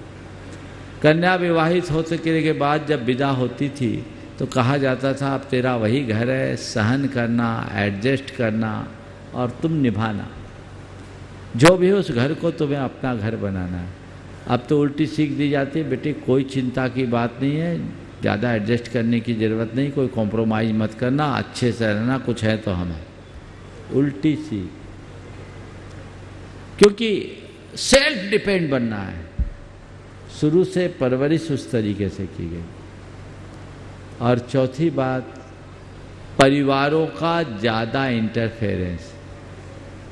जब से आपके माध्यम बढ़ गए हैं संवाद के, मोबाइल, अब तो हर 5 मिनट में इधर की खबर उधर पहुंच जाती, तो एक दूसरे परिवार के बीच में जब ज़्यादा हस्तक्षेप बढ़ जाता है तो मामला बिगड़ जाता है। तो ये जड़ है, इस जड़ को मिटाना चाहिए और इसका एक समाधान मुझे समझ में आता है। बच्चे पढ़ लिख जाते हैं, उच्च शिक्षा में जाते हैं, चाहे बेटे हों या बेटियां, और उसके बाद जॉब पाते हैं। जॉब पाने के बाद सीधे उनका विवाह हो जाता है और ऐसे क्षेत्र में जाते हैं जिनका उनको कोई अनुभव नहीं। उस अनुभवहीनता के कारण भी बहुत सारी गड़बड़ियां हो जाती। तो मैं एक प्रस्ताव रखता हूँ और ये सर्व समाजों में होना चाहिए। अगर इसे अपना लें तो मुझे लगता है आने वाले दिनों में लोगों का दाम्पत्य बहुत मधुर होगा और इस तरह के प्रकरण कम हो पाएंगे। वो प्रस्ताव ये है कि बच्चे पढ़ाई करने के उपरांत 1 वर्ष तक के लिए गुरुओं के समक्ष रहें, उनसे जीवन जीने की कला सीखें, आध्यात्मिक प्रशिक्षण लें, फिर व्यवहारिक जीवन में उतरे। पुराने जमाने में तो गुरुकुलवास ही होता था, युवक बच्चे वहीं पढ़ते थे, बच्चियां वहीं पढ़ती थी, उनके शिक्षण में जीवन का निर्माण होता था। अब केवल पढ़ाई होती, अब केवल लर्निंग अर्निंग की बात है, जबकि हाँ हमारे यहाँ लर्निंग अर्निंग के साथ लिविंग की बात को महत्व दिया गया। तो हम क्यों ना वैसी व्यवस्था बना करके चलाएं और अपने जीवन को बेहतर बनाएं।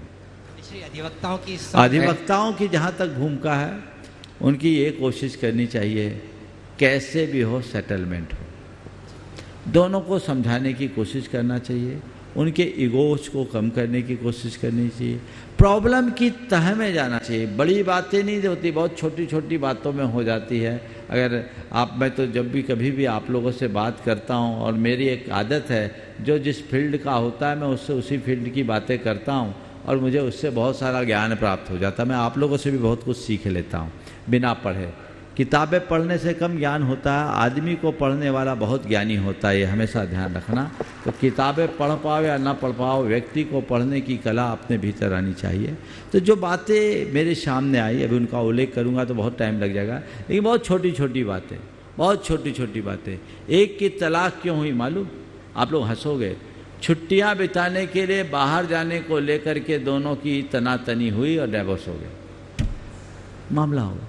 छुट्टियां बिताने के लिए भारत से बाहर जाना है, एक ने मना कर दिया, उसमें ही तनातनी। आप लोगों के पास ऐसे केसेस आते होंगे और अंतर से हंसते होंगे। तो पढ़े लिखे लोग भी नासमझी का इतना काम करते हैं।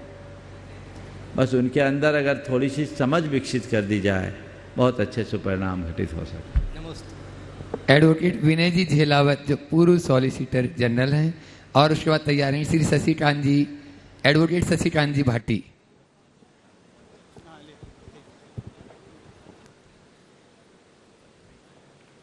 गुरुवर नमस्ते। आपके जिनका भी नाम बोलें वे मंच पर ही आके अपना प्रश्न रखें तो बहुत अच्छा लगेगा, उनको भी बढ़िया लगेगा।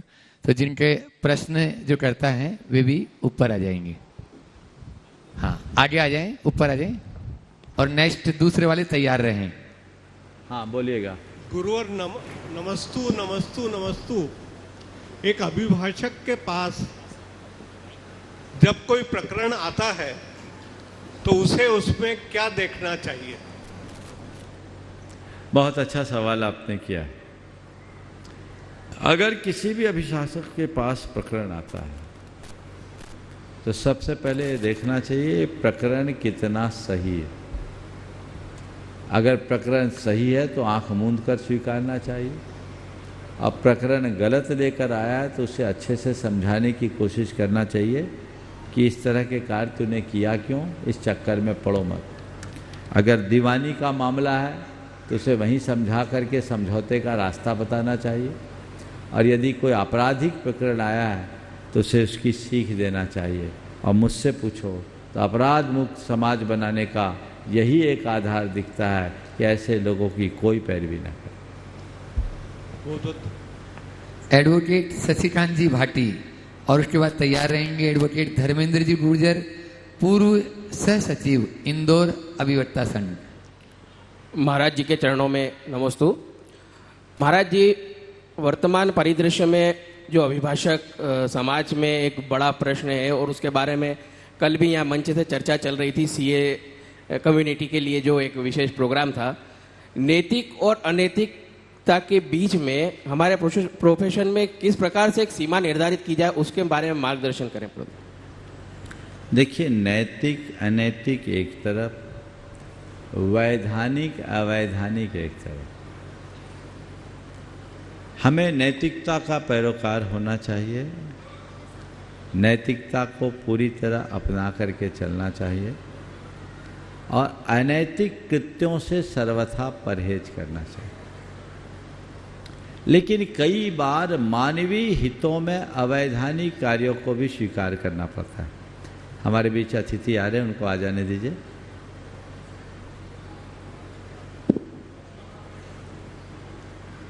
बैठ जाएं, आसन दे। मैं आप सबसे कह रहा था, अनैतिकता से तो पूरी तरह हमें मुक्त होकर रहना चाहिए।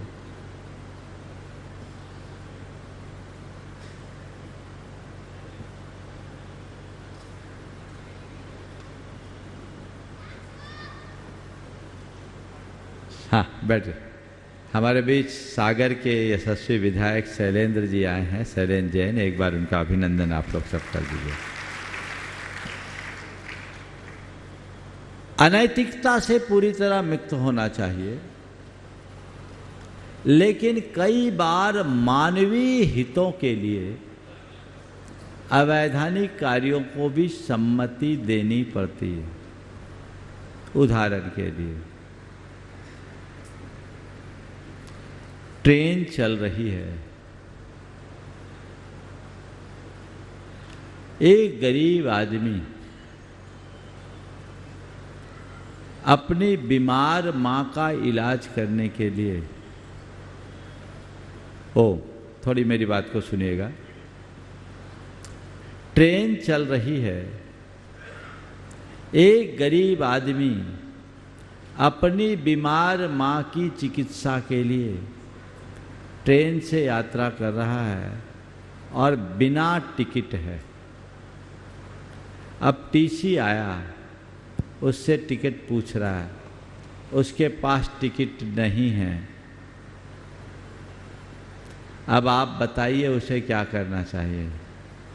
बिना टिकट यात्रा को सम्मति देकर अवैधानिक कृत्य करना चाहिए, अथवा उसकी स्थिति को नज़रअंदाज करते हुए अपने नियमों की दुहाई देते हुए उस पर टिकट और टिकट के साथ जो पेनाल्टी सहित दंड लगाना चाहिए, और ऐसा अमानवीय कृत्य करना चाहिए। बोलिए गुरुदेव, क्या कहेंगे आप? स्थिति को देखते हुए ही निर्णय लेना चाहिए, ऐसा मेरा मानना है। जज साहब, मैं पूछना चाह रहा हूँ, इस सिचुएशन में अवैधानिक को प्रमुखता दे या मानवीयता का उदाहरण प्रस्तुत करें। महाराज जी, इसका एक तीसरा रास्ता हो सकता है हाँ। कि उसे मानवता को ध्यान रखते हुए जो भी टिकट और दंड है वो उसको स्वयं भुगतान कर देना चाहिए। अगर वो उस स्थिति में नहीं है तो तब उसको मानवता को ध्यान रखते हुए उसे नजरअंदाज। बस वही मैं बोल रहा हूँ। तो मैं समझता हूँ इस उत्तर में सारा उत्तर समाहित हो गया है, इसे समझिए। प्रणाम गुरु। बहुत सुंदर। एडवोकेट धर्मेंद्र जी गुर्जर जो पूर्व सह सचिव इंदौर गुरु जी को प्रणाम। अभिभाषक संघ, और उसके बाद में तैयार रहेंगे रितेश जी इनानी, उच्च न्यायालय बार एसोसिएशन। सर, जैसा विषय है धर्म और न्याय, दोनों ही जगह धर्म और न्याय दोनों में आडंबर बड़ा घुस गया है श्रीमान। दोनों ही जगह वीआईपी कल्चर बड़ा बढ़ गया है, आडंबर बड़ा घुस गया है। जो लास्ट पंक्ति का व्यक्ति है, जो आम आदमी है, वहां तक ना धर्म पहुंच पा रहा है ना न्याय पहुंच पा रहा है। तो इसमें हमारी क्या भूमिका रहे कि हम आडंबर को हटा पाए सर। देखिए, एक वीआईपी कल्चर को हटा दें, सीधी अप्रोच हो दोनों की, धर्म की भी आम आदमी तक। और मैं तो बहुत प्रसन्न हूँ इस बात के लिए कि एक युवा ये सवाल उठा रहा है, और मेरा मानना है जिस दिन युवा जागृत हो जाएगा सारा आडंबर खत्म हो जाएगा। पर विडंबना ये है, आप यदि मैं बता रहा हूँ, विडंबना ये है कि हमारा युवा खुद आडंबरों में फंस रहा है। युवा आए और संस्कारों की मसाल साथ में लेकर के चले, ताकि आडंबर मुक्त समाज को बनाया जा सके और जीवन को आगे बढ़ाया जा सके। रितेश जी इनानी, एडवोकेट, उच्च न्यायालय बार एसोसिएशन, और उसके बाद में तैयार रहेंगे डीपी शर्मा जी, एडवोकेट। गुरुवार को सादर नमन। गुरुवार हमारे वकालत में एक दिन भर में एक समस्या आती है कि कई वकील साहब लोग बहुत जल्दी में बहस करते हैं और संयमित नहीं रहते हैं, तो संयम के लिए हम लोग क्या करें? फिर से बोलिएगा। वकालत में एक समस्या आती है, जब हम पैरवी करते हैं न्यायालय में, कई वकील साहब बहुत जल्दी में रहते हैं बहस करने में, जल्दी न्याय दिलाने में। कई माननीय न्यायाधीशगण भी बहुत जल्दी में केसों का डिस्पोजल करने में रहते हैं, उसमें न्याय अन्याय दोनों होने की संभावना रहती है। तो उसमें हम कैसे संयमित रूप से काम करें? देखिए, ये तो प्रवृत्तिगत दुर्बलता है, कुछ लोगों की ऐसी हैबिट होती है। और हमारे यहाँ तो एक बहुत बड़ी कहावत है, हड़बड़ी में गड़बड़ी। तो गड़बड़ी करना ही नहीं चाहिए। ऐसे व्यक्ति को खुद में एक सेल्फ कंट्रोल की वृत्ति विकसित करनी चाहिए, क्योंकि कई बार ऐसे लोगों के साथ बड़ी दुविधाएं भी खड़ी होती, और उन दुविधाओं के कारण उनका प्रोफेशन भी प्रभावित होता है। तो उनको खुद को इसके लिए ध्यान देना होगा और अपने मन को प्रशिक्षित करना होगा, तभी कुछ हो सकता। एडवोकेट डीपी शर्मा जी अपना प्रश्न रखते हैं। उसके बाद में आज अपने बीच में मध्य प्रदेश शासन के पशुपालन मंत्री श्री लखन जी पटेल साहब यहाँ पर उपस्थित है। जोरदार तालियों से उनका स्वागत अभिनंदन करें। और शैलेंद्र जी जो विधायक हैं सागर के, आप दोनों ही प्रश्न भी करेंगे और धर्म प्रभावना समिति के पदाधिकारी वहां पर उनका सम्मान भी करके आप लोग तालियों के साथ में उनका सम्मान कर देंगे। हाँ, डीपी शर्मा जी अपना प्रश्न करें, उसके बाद में लखन जी पटेल साहब। ओ, शर्मा जी कहाँ हैं? डीपी शर्मा जी नहीं है। हाँ, नहीं। लखन जी पटेल पशुपालन मंत्री मध्य प्रदेश शासन, और शैलेंद्र जी विधायक सागर, और उसके बाद में तैयार रहेंगे एडवोकेट बुंदेल सिंह जी जाटव, उच्च न्यायालय के एडवोकेट। आप सम्मान की परंपरा चल रही है, आप लोग हाथों को बांध कर न रखें। जोरदार तालियों से भारतीय संस्कृति के इस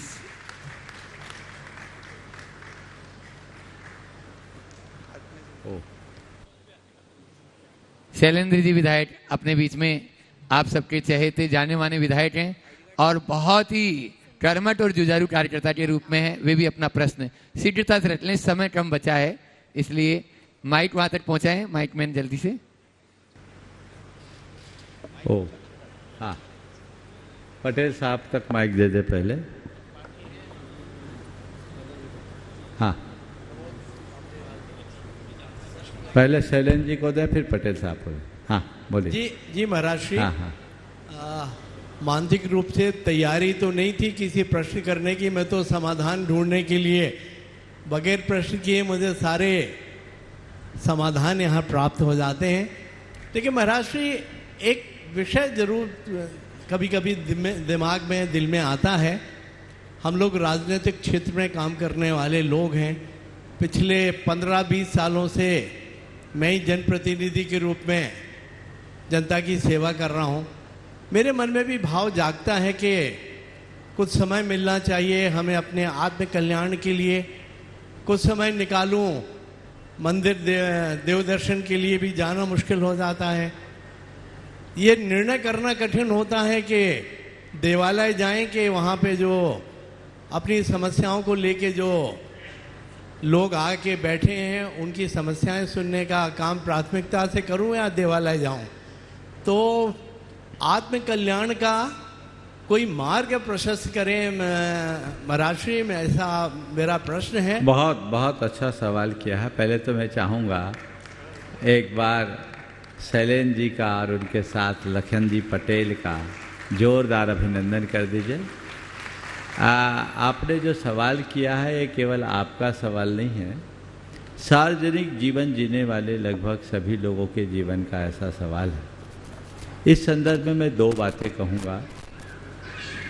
एक आपका व्यक्तिगत धर्म है और दूसरा आपका प्रोफेशन रिलेटेड धर्म है।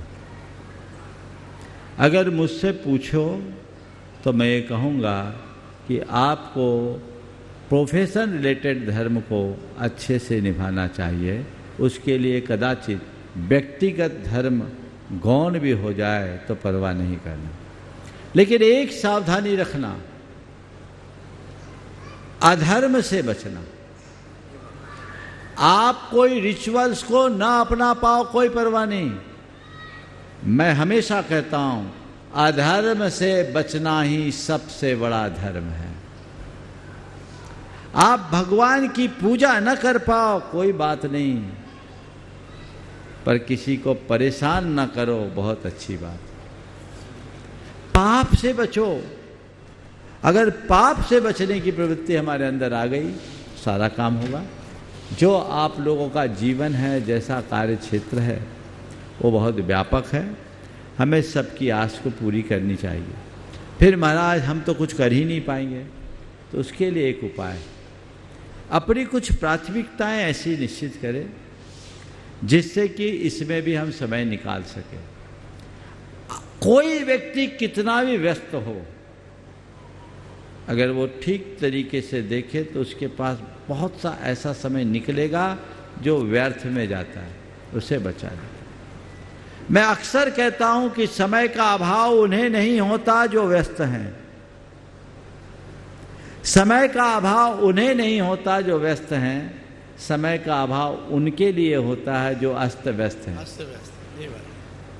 व्यस्त रहोगे मस्त रहोगे, अस्त व्यस्त रहोगे त्रस्त रहोगे। तो आप व्यस्त रहो मस्त रहो, यही आशीर्वाद। पटेल साहब बहुत बहुत धन्यवाद महाराज श्री, आपने आत्म कल्याण का मार्ग प्रशस्त किया। हाँ, गुरुदेव के चरणों में नमोस्तु नमोस्तु। जैसा शैलेंद्र जी ने कहा, मैं भी बिल्कुल मानसिक रूप से आपका तैयार नहीं था कोई प्रश्न के लिए, सिर्फ आपके दर्शन करके आपका आशीर्वाद देने यहाँ आया था। परंतु आपने अवसर दिया तो मैं यही निवेदन करना चाहूँगा आपसे, क्या आप लोगों को ऐसा रास्ता दिखाएं कि जो गौ माता सड़कों पर है उसको कैसे रोकें वो, और जो गौ माता को पालन कर रहे हैं उसको सड़क पर ना छोड़ें, क्योंकि आज हमारे प्रदेश की सबसे बड़ी समस्या यही है जिसके लिए हम लोग काम लगातार कर रहे हैं। लेकिन आप जैसे मुनिवर गुरुवर के मार्गदर्शन में लोगों को जन जागरण करने की आवश्यकता है। आपका संदेश जाएगा तो लोग इस पर जरूर अमल करेंगे और इसमें हम सबको भी सुविधा होगी और गौ माता की भी रक्षा होगी। पहले तो मैं चाहूँगा लखन जी पटेल का जोरदार अभिनंदन करें। इनको जो विभाग मिला वो इन्हीं जैसे लोगों के लायक है। मुझे इनके बारे में जानकारी मिली, ये इस कार्य में बहुत तत्परता से काम कर रहे हैं। परम पूज्य गुरुदेव के आशीर्वाद से देवोदय महासंघ के अंतर्गत लगभग 135 गौशालाएं पूरे देश में संचालित है। जिसमें लगभग 1.5 लाख गौवंश संरक्षण प्राप्त कर रहे हैं। और उनके कार्यकर्ताओं ने, खासकर उसके अध्यक्ष प्रेमचंद जी प्रेमी ने अनेक बार मुझसे आपके बारे में कहा कि महाराज जी, मंत्री जी का बहुत सहयोगात्मक रुख रहता है। आपके लिए उनने मुझसे कई बार आशीर्वाद लिया। सामने तो शायद आप पहली बार मेरे पास आए, कुंडलपुर में आए थे तो मैं ध्यान नहीं दे पाया था। पहला तो मैं आपको इस बात के लिए आशीर्वाद देता हूँ कि आप जो काम कर रहे हैं अच्छे से करते रहें। आपका जो सवाल है वो बहुत गंभीर है। इस सवाल पर हमें कई पहलुओं पर विचार करना होगा। सबसे पहली बात, जो गोवंश सड़क पर घूम रहे हैं, क्यों घूम रहे हैं और इसका जवाबदार कौन है? वे लोग जो एक तरफ तो गौ माता की पूजा करते हैं, गोपालक तो वही है, दूध दे रही है तब तक दूध दिया और छोड़ दिया। ये घोर निर्ममता और अमानवीयता है। उन्हें चाहिए कि थान पे गोवंश रखे तो अंतिम सांस तक उनके थान में रहे, बाहर न जाए। ये जागरूकता लोगों के अंदर होनी। दूसरा कारण जो हमें दिखता है वो ये कि पहले हर गांव में गौचर भूमि होती थी। आजकल नेता नगरी ने गौचर भूमि को चर दिया है। अपने वोट की राजनीति में सबका पट्टा कर दिया। कई तरह के अर्जी फर्जी कागज बनाकर उसको सब सल्टा दिया गया। गौचर भूमियां गांव में बची नहीं। गोवंश जाए कहाँ? तो सड़क पर घूमते। अभी मैंने एक चीज देखा, पहले सड़क पर भी 20-25 फीट सड़क के दोनों तरफ ऐसे स्थान होते थे जहां हरी घास रहती थी, खेत की मेड़ और सड़क के बीच में।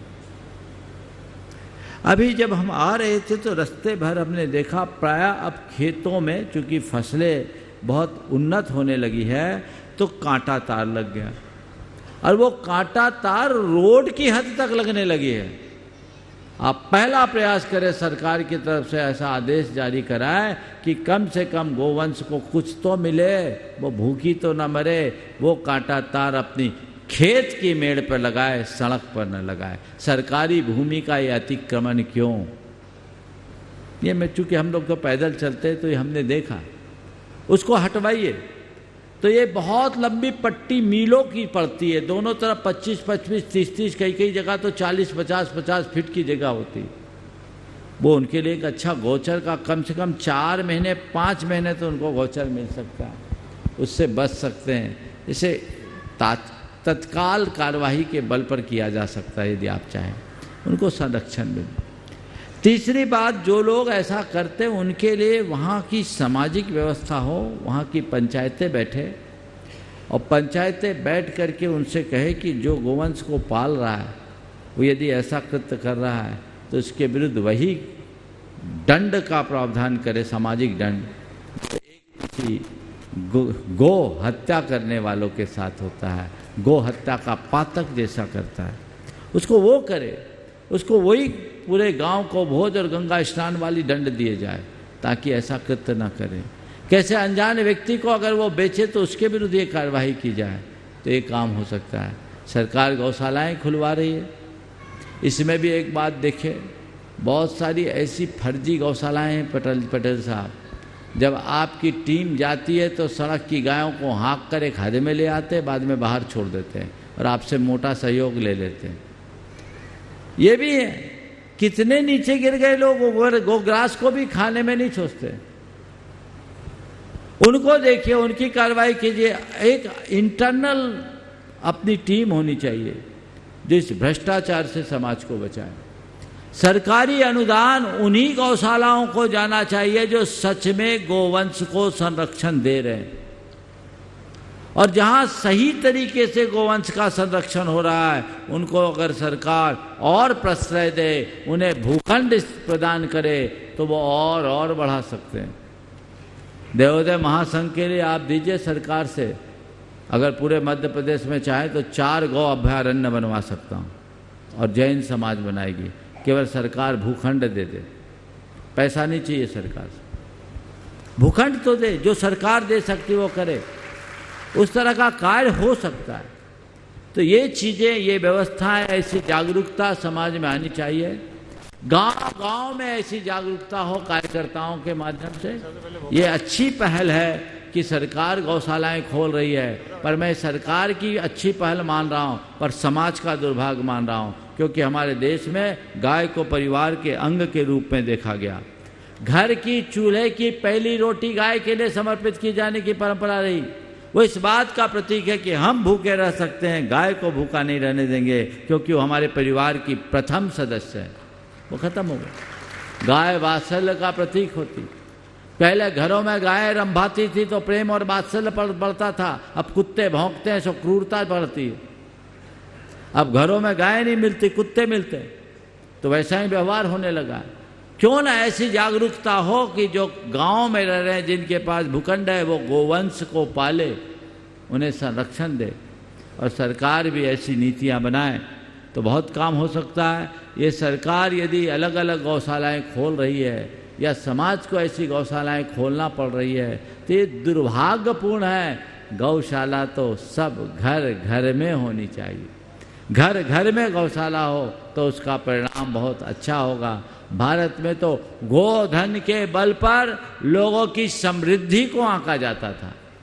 आज आदमी के पास कितना एसेट है ये देखा जाता है। पहले व्यक्ति के मूल एसेट्स में गोधन आता था, फिर गजधन आता था, फिर वाजधन आता था।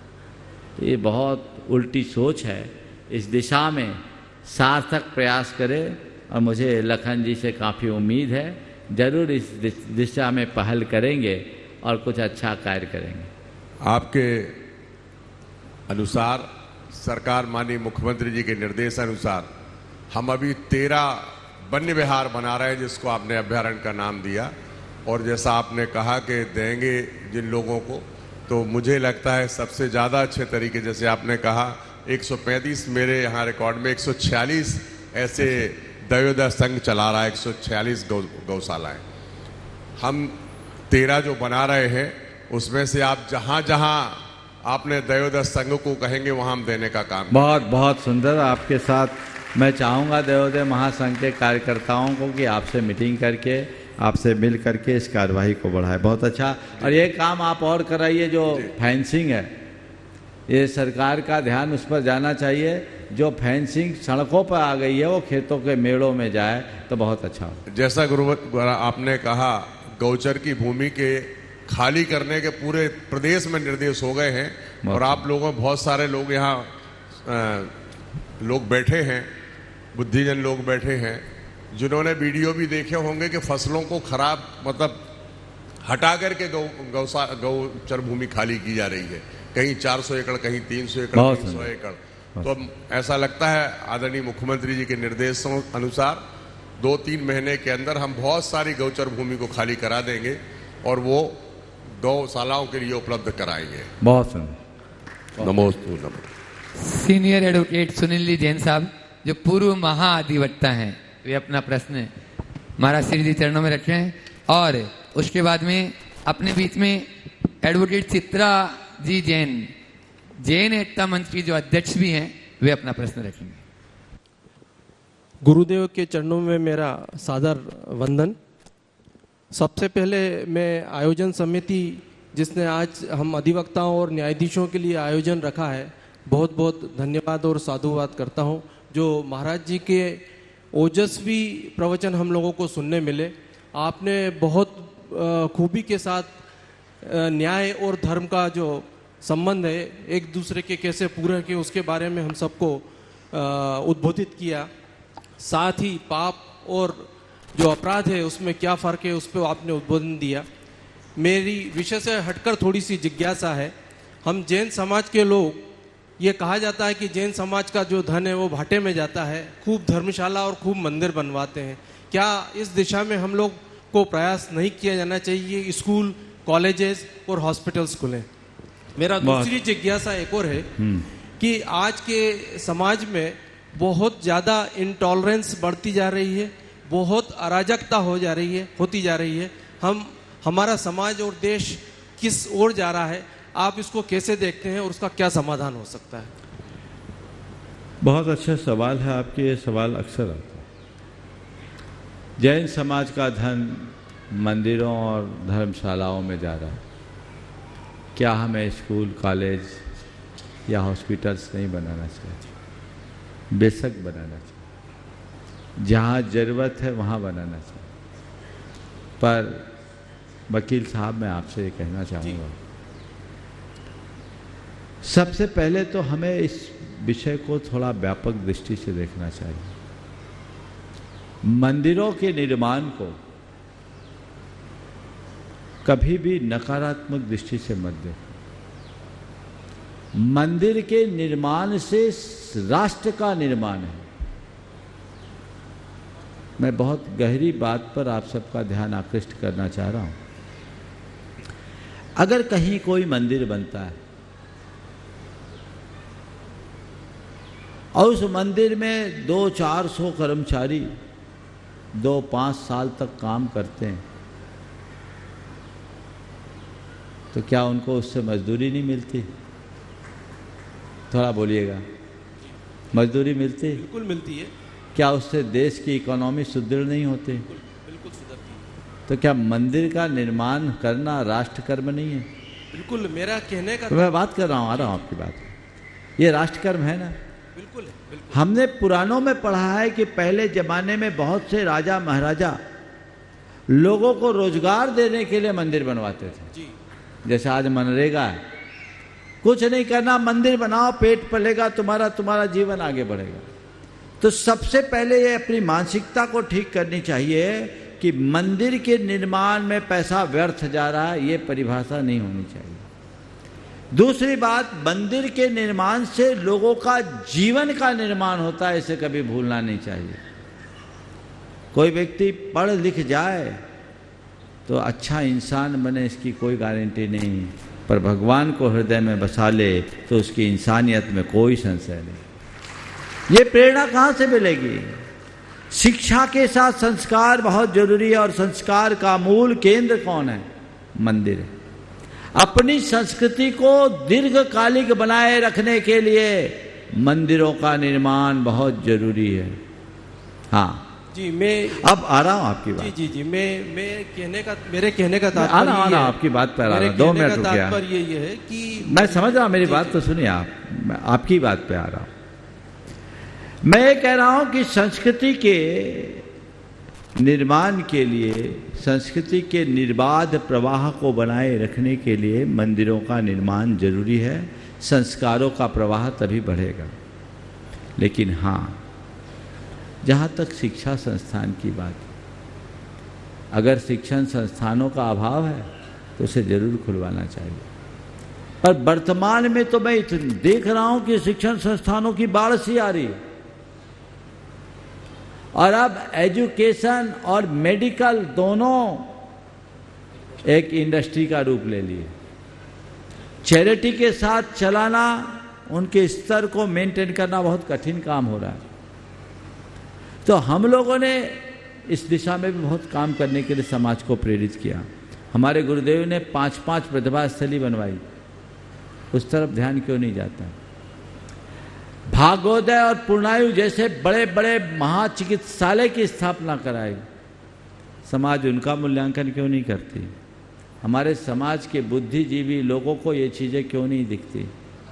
और हम लोगों ने एक नया उपक्रम शुरू किया कि एजुकेशन के लिए एजुकेशन सेंटर खोले ना खोले, लोगों को एजुकेशन के लिए सपोर्ट दें।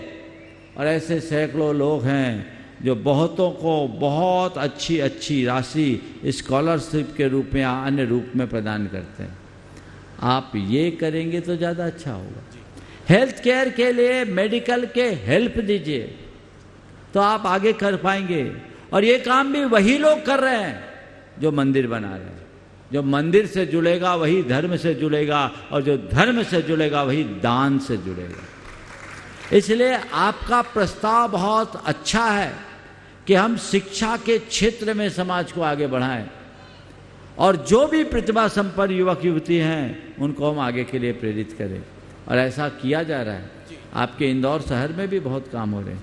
जीटो जैसी संस्था अच्छा काम कर रही है, तो जो काम कर रही है वो करे। सब मिलके करें। एक बार एक भाई ने मुझसे कहा, महाराज जी मंदिर बहुत बन रहे हैं, स्कूल भी बनना चाहिए। वो था बड़ा उद्यमी। हमने कहा बहुत अच्छी बात है, एक काम कर, सब लोग मंदिर बना रहे। उसने कहा, बोले तुम का एक काम कर, सब लोग मंदिर बना रहे, मनाने दे, तू स्कूल बना दे, तू पैसा वाला है, लगा दे। नहीं महाराज हम अकेले कैसे कर सकते, औरों से करिए। बोले तुम तो पहल करो। इधर उधर देखने लगा। हमने कहा केवल राय बघारने से काम नहीं होता, काम करने से काम होता है। तो हमारे समाज के बुद्धिजीवियों का माइंडसेट बदलना चाहिए। सबसे पहले इस बात को एकदम पॉजिटिव वे में लीजिए। ये बात गांठ में बांध के रखिए, जब तक हमारे मंदिर और धर्मायतन है तभी तक हमारी संस्कृति है। आदमी निरक्षर रहेगा तो चलेगा, पर संस्कारहीन होगा तो कभी नहीं चलेगा। निरक्षर आदमी से समाज को खतरा नहीं है, संस्कारहीन व्यक्ति से समाज को खतरा है। तो व्यक्तिगत जीवन हो चाहे सामाजिक जीवन, संस्कारों के प्रवाह को आगे बढ़ाना है और उसके लिए जो भी माध्यम है हमें प्रमुखता से अपनाना चाहिए। और मैं आप जैसे बुद्धिजीवियों से आह्वान करता हूँ, मैं इंदौर में हूँ, आइए पहल कीजिए। कोई एकेडमिक काम करना चाहते हैं प्रस्ताव लाइए, मैं पहला आशीर्वाद दूंगा। आइए एकजुट होकर के लाइए, ठोस उपक्रम कीजिए, पर प्रस्ताव लाने के साथ मैं तुम्हारा कंट्रीब्यूशन भी चाहूंगा। मैं तो उसी का साथ देता हूं जो मेरे आगे झंडा लेकर चलने को राजी होता है। आगे आओ। राय देने वाले को मैं ज्यादा मान्यता नहीं देता हूं, ऐसे राय बहुत लोग देते हैं। आइए, इंदौर में इसकी आवश्यकता है। मैं कहता हूं आप एक प्रस्ताव लाइए। 1 महीना हमारे चातुर्मास का बीत गया, 2.5 महीने और बचे। आइए और कोई अच्छा उपक्रम लाइए। जिस दिन मुझे समझ में आएगा उसी दिन मैं सही आपको आशीर्वाद दूंगा और काम बढ़ाइए। ये बहुत स्वागत योग्य कदम होगा। आगे बढ़ना, जो जो कार्य हो हमें करना चाहिए। बस मैं सभी से ये कहता हूँ, बी पॉजिटिव, हर चीज को देखिए। और एक बात और बोलता हूँ, मैं आपके लिए नहीं बोल रहा हूँ, इस सब के बीच का सवाल है इसलिए बात बोल रहा हूँ। आप लोगों को मंदिरों की दान का रुपया फालतू लगता है। डेस्टिनेशन वेडिंग में जो करोड़ों रुपया वेन्यू में खर्च होता है, उसका फजूल खर्च आपको क्यों नहीं दिखता? पार्टियों और समारोहों में करोड़ों रुपया आप लोग जो लुटाते हो, वो आपको फिजूल खर्च क्यों नहीं दिखता? उस पैसे को बचाकर लोक हित के कार्य में लगाने की क्यों नहीं सोची जाती? क्या हम ऐसी क्रांतिकारी पहल नहीं कर सकते हैं जिससे समाज का भला हो? लेकिन ऐसे कार्यों में सब वही लोग सबसे आगे आते हैं जिनको ये सब काम अच्छे नहीं लगते। अब तो 2-4-10 करोड़ नहीं, 100-100 200-200 करोड़ नहीं। अब तो हमने ऐसा भी सुना, एक शादी ऐसी भी हुई हमारे देश में जिसमें 5,000 करोड़ खर्च हुए। ऐसा मैंने सुना है, सही है ना? 5,000 करोड़ भारत जैसे देश के अगर विवाह में खर्चा होगा तो भारत का क्या होगा? इस पर कोई बुद्धिजीवी क्यों नहीं बोलता, बल्कि सर्वत्र उसकी सराहना होती है, क्योंकि वो हमारे देश का एक बड़ा घराना है। जागरूकता होनी चाहिए। क्या बेहतर होता 5,000 करोड़ का वही खर्च हमारे समाज के गरीब, दलित और वंचित लोगों के विवाह में खर्च किया जाता और हर गांव-गांव में उसी दिन शादी का समारोह किया गया होता, तो पूरी दुनिया में मिसाल कायम होती। ये रचनात्मक दिशा। तो हम रचनात्मक दिशा में चले तो हमारा काम होगा। चूँकि समय पूरा हो गया, बहुत से लोग वंचित रह गए, आज आप लोग आए, बहुत अच्छा लगा। आप लोग इसी तरीके से फिर आए, फिर बैठें। आज आप लोगों के मध्य बैठकर ये जो पहल है बहुत सार्थक पहल है, पर मैं इसे अंतिम नहीं मानता, शुरुआत मानता हूँ। ये पहल चलती रहे। पुनः आप सबके साथ बैठेंगे, क्योंकि समय की सीमा हो गई है, इसलिए क्षमा करेंगे। सभी को आशीर्वाद। बोलिए परम पूज्य आचार्य गुरुवर श्री विद्यासागर जी महाराज की। बोलिए हाँ, परम पूज्य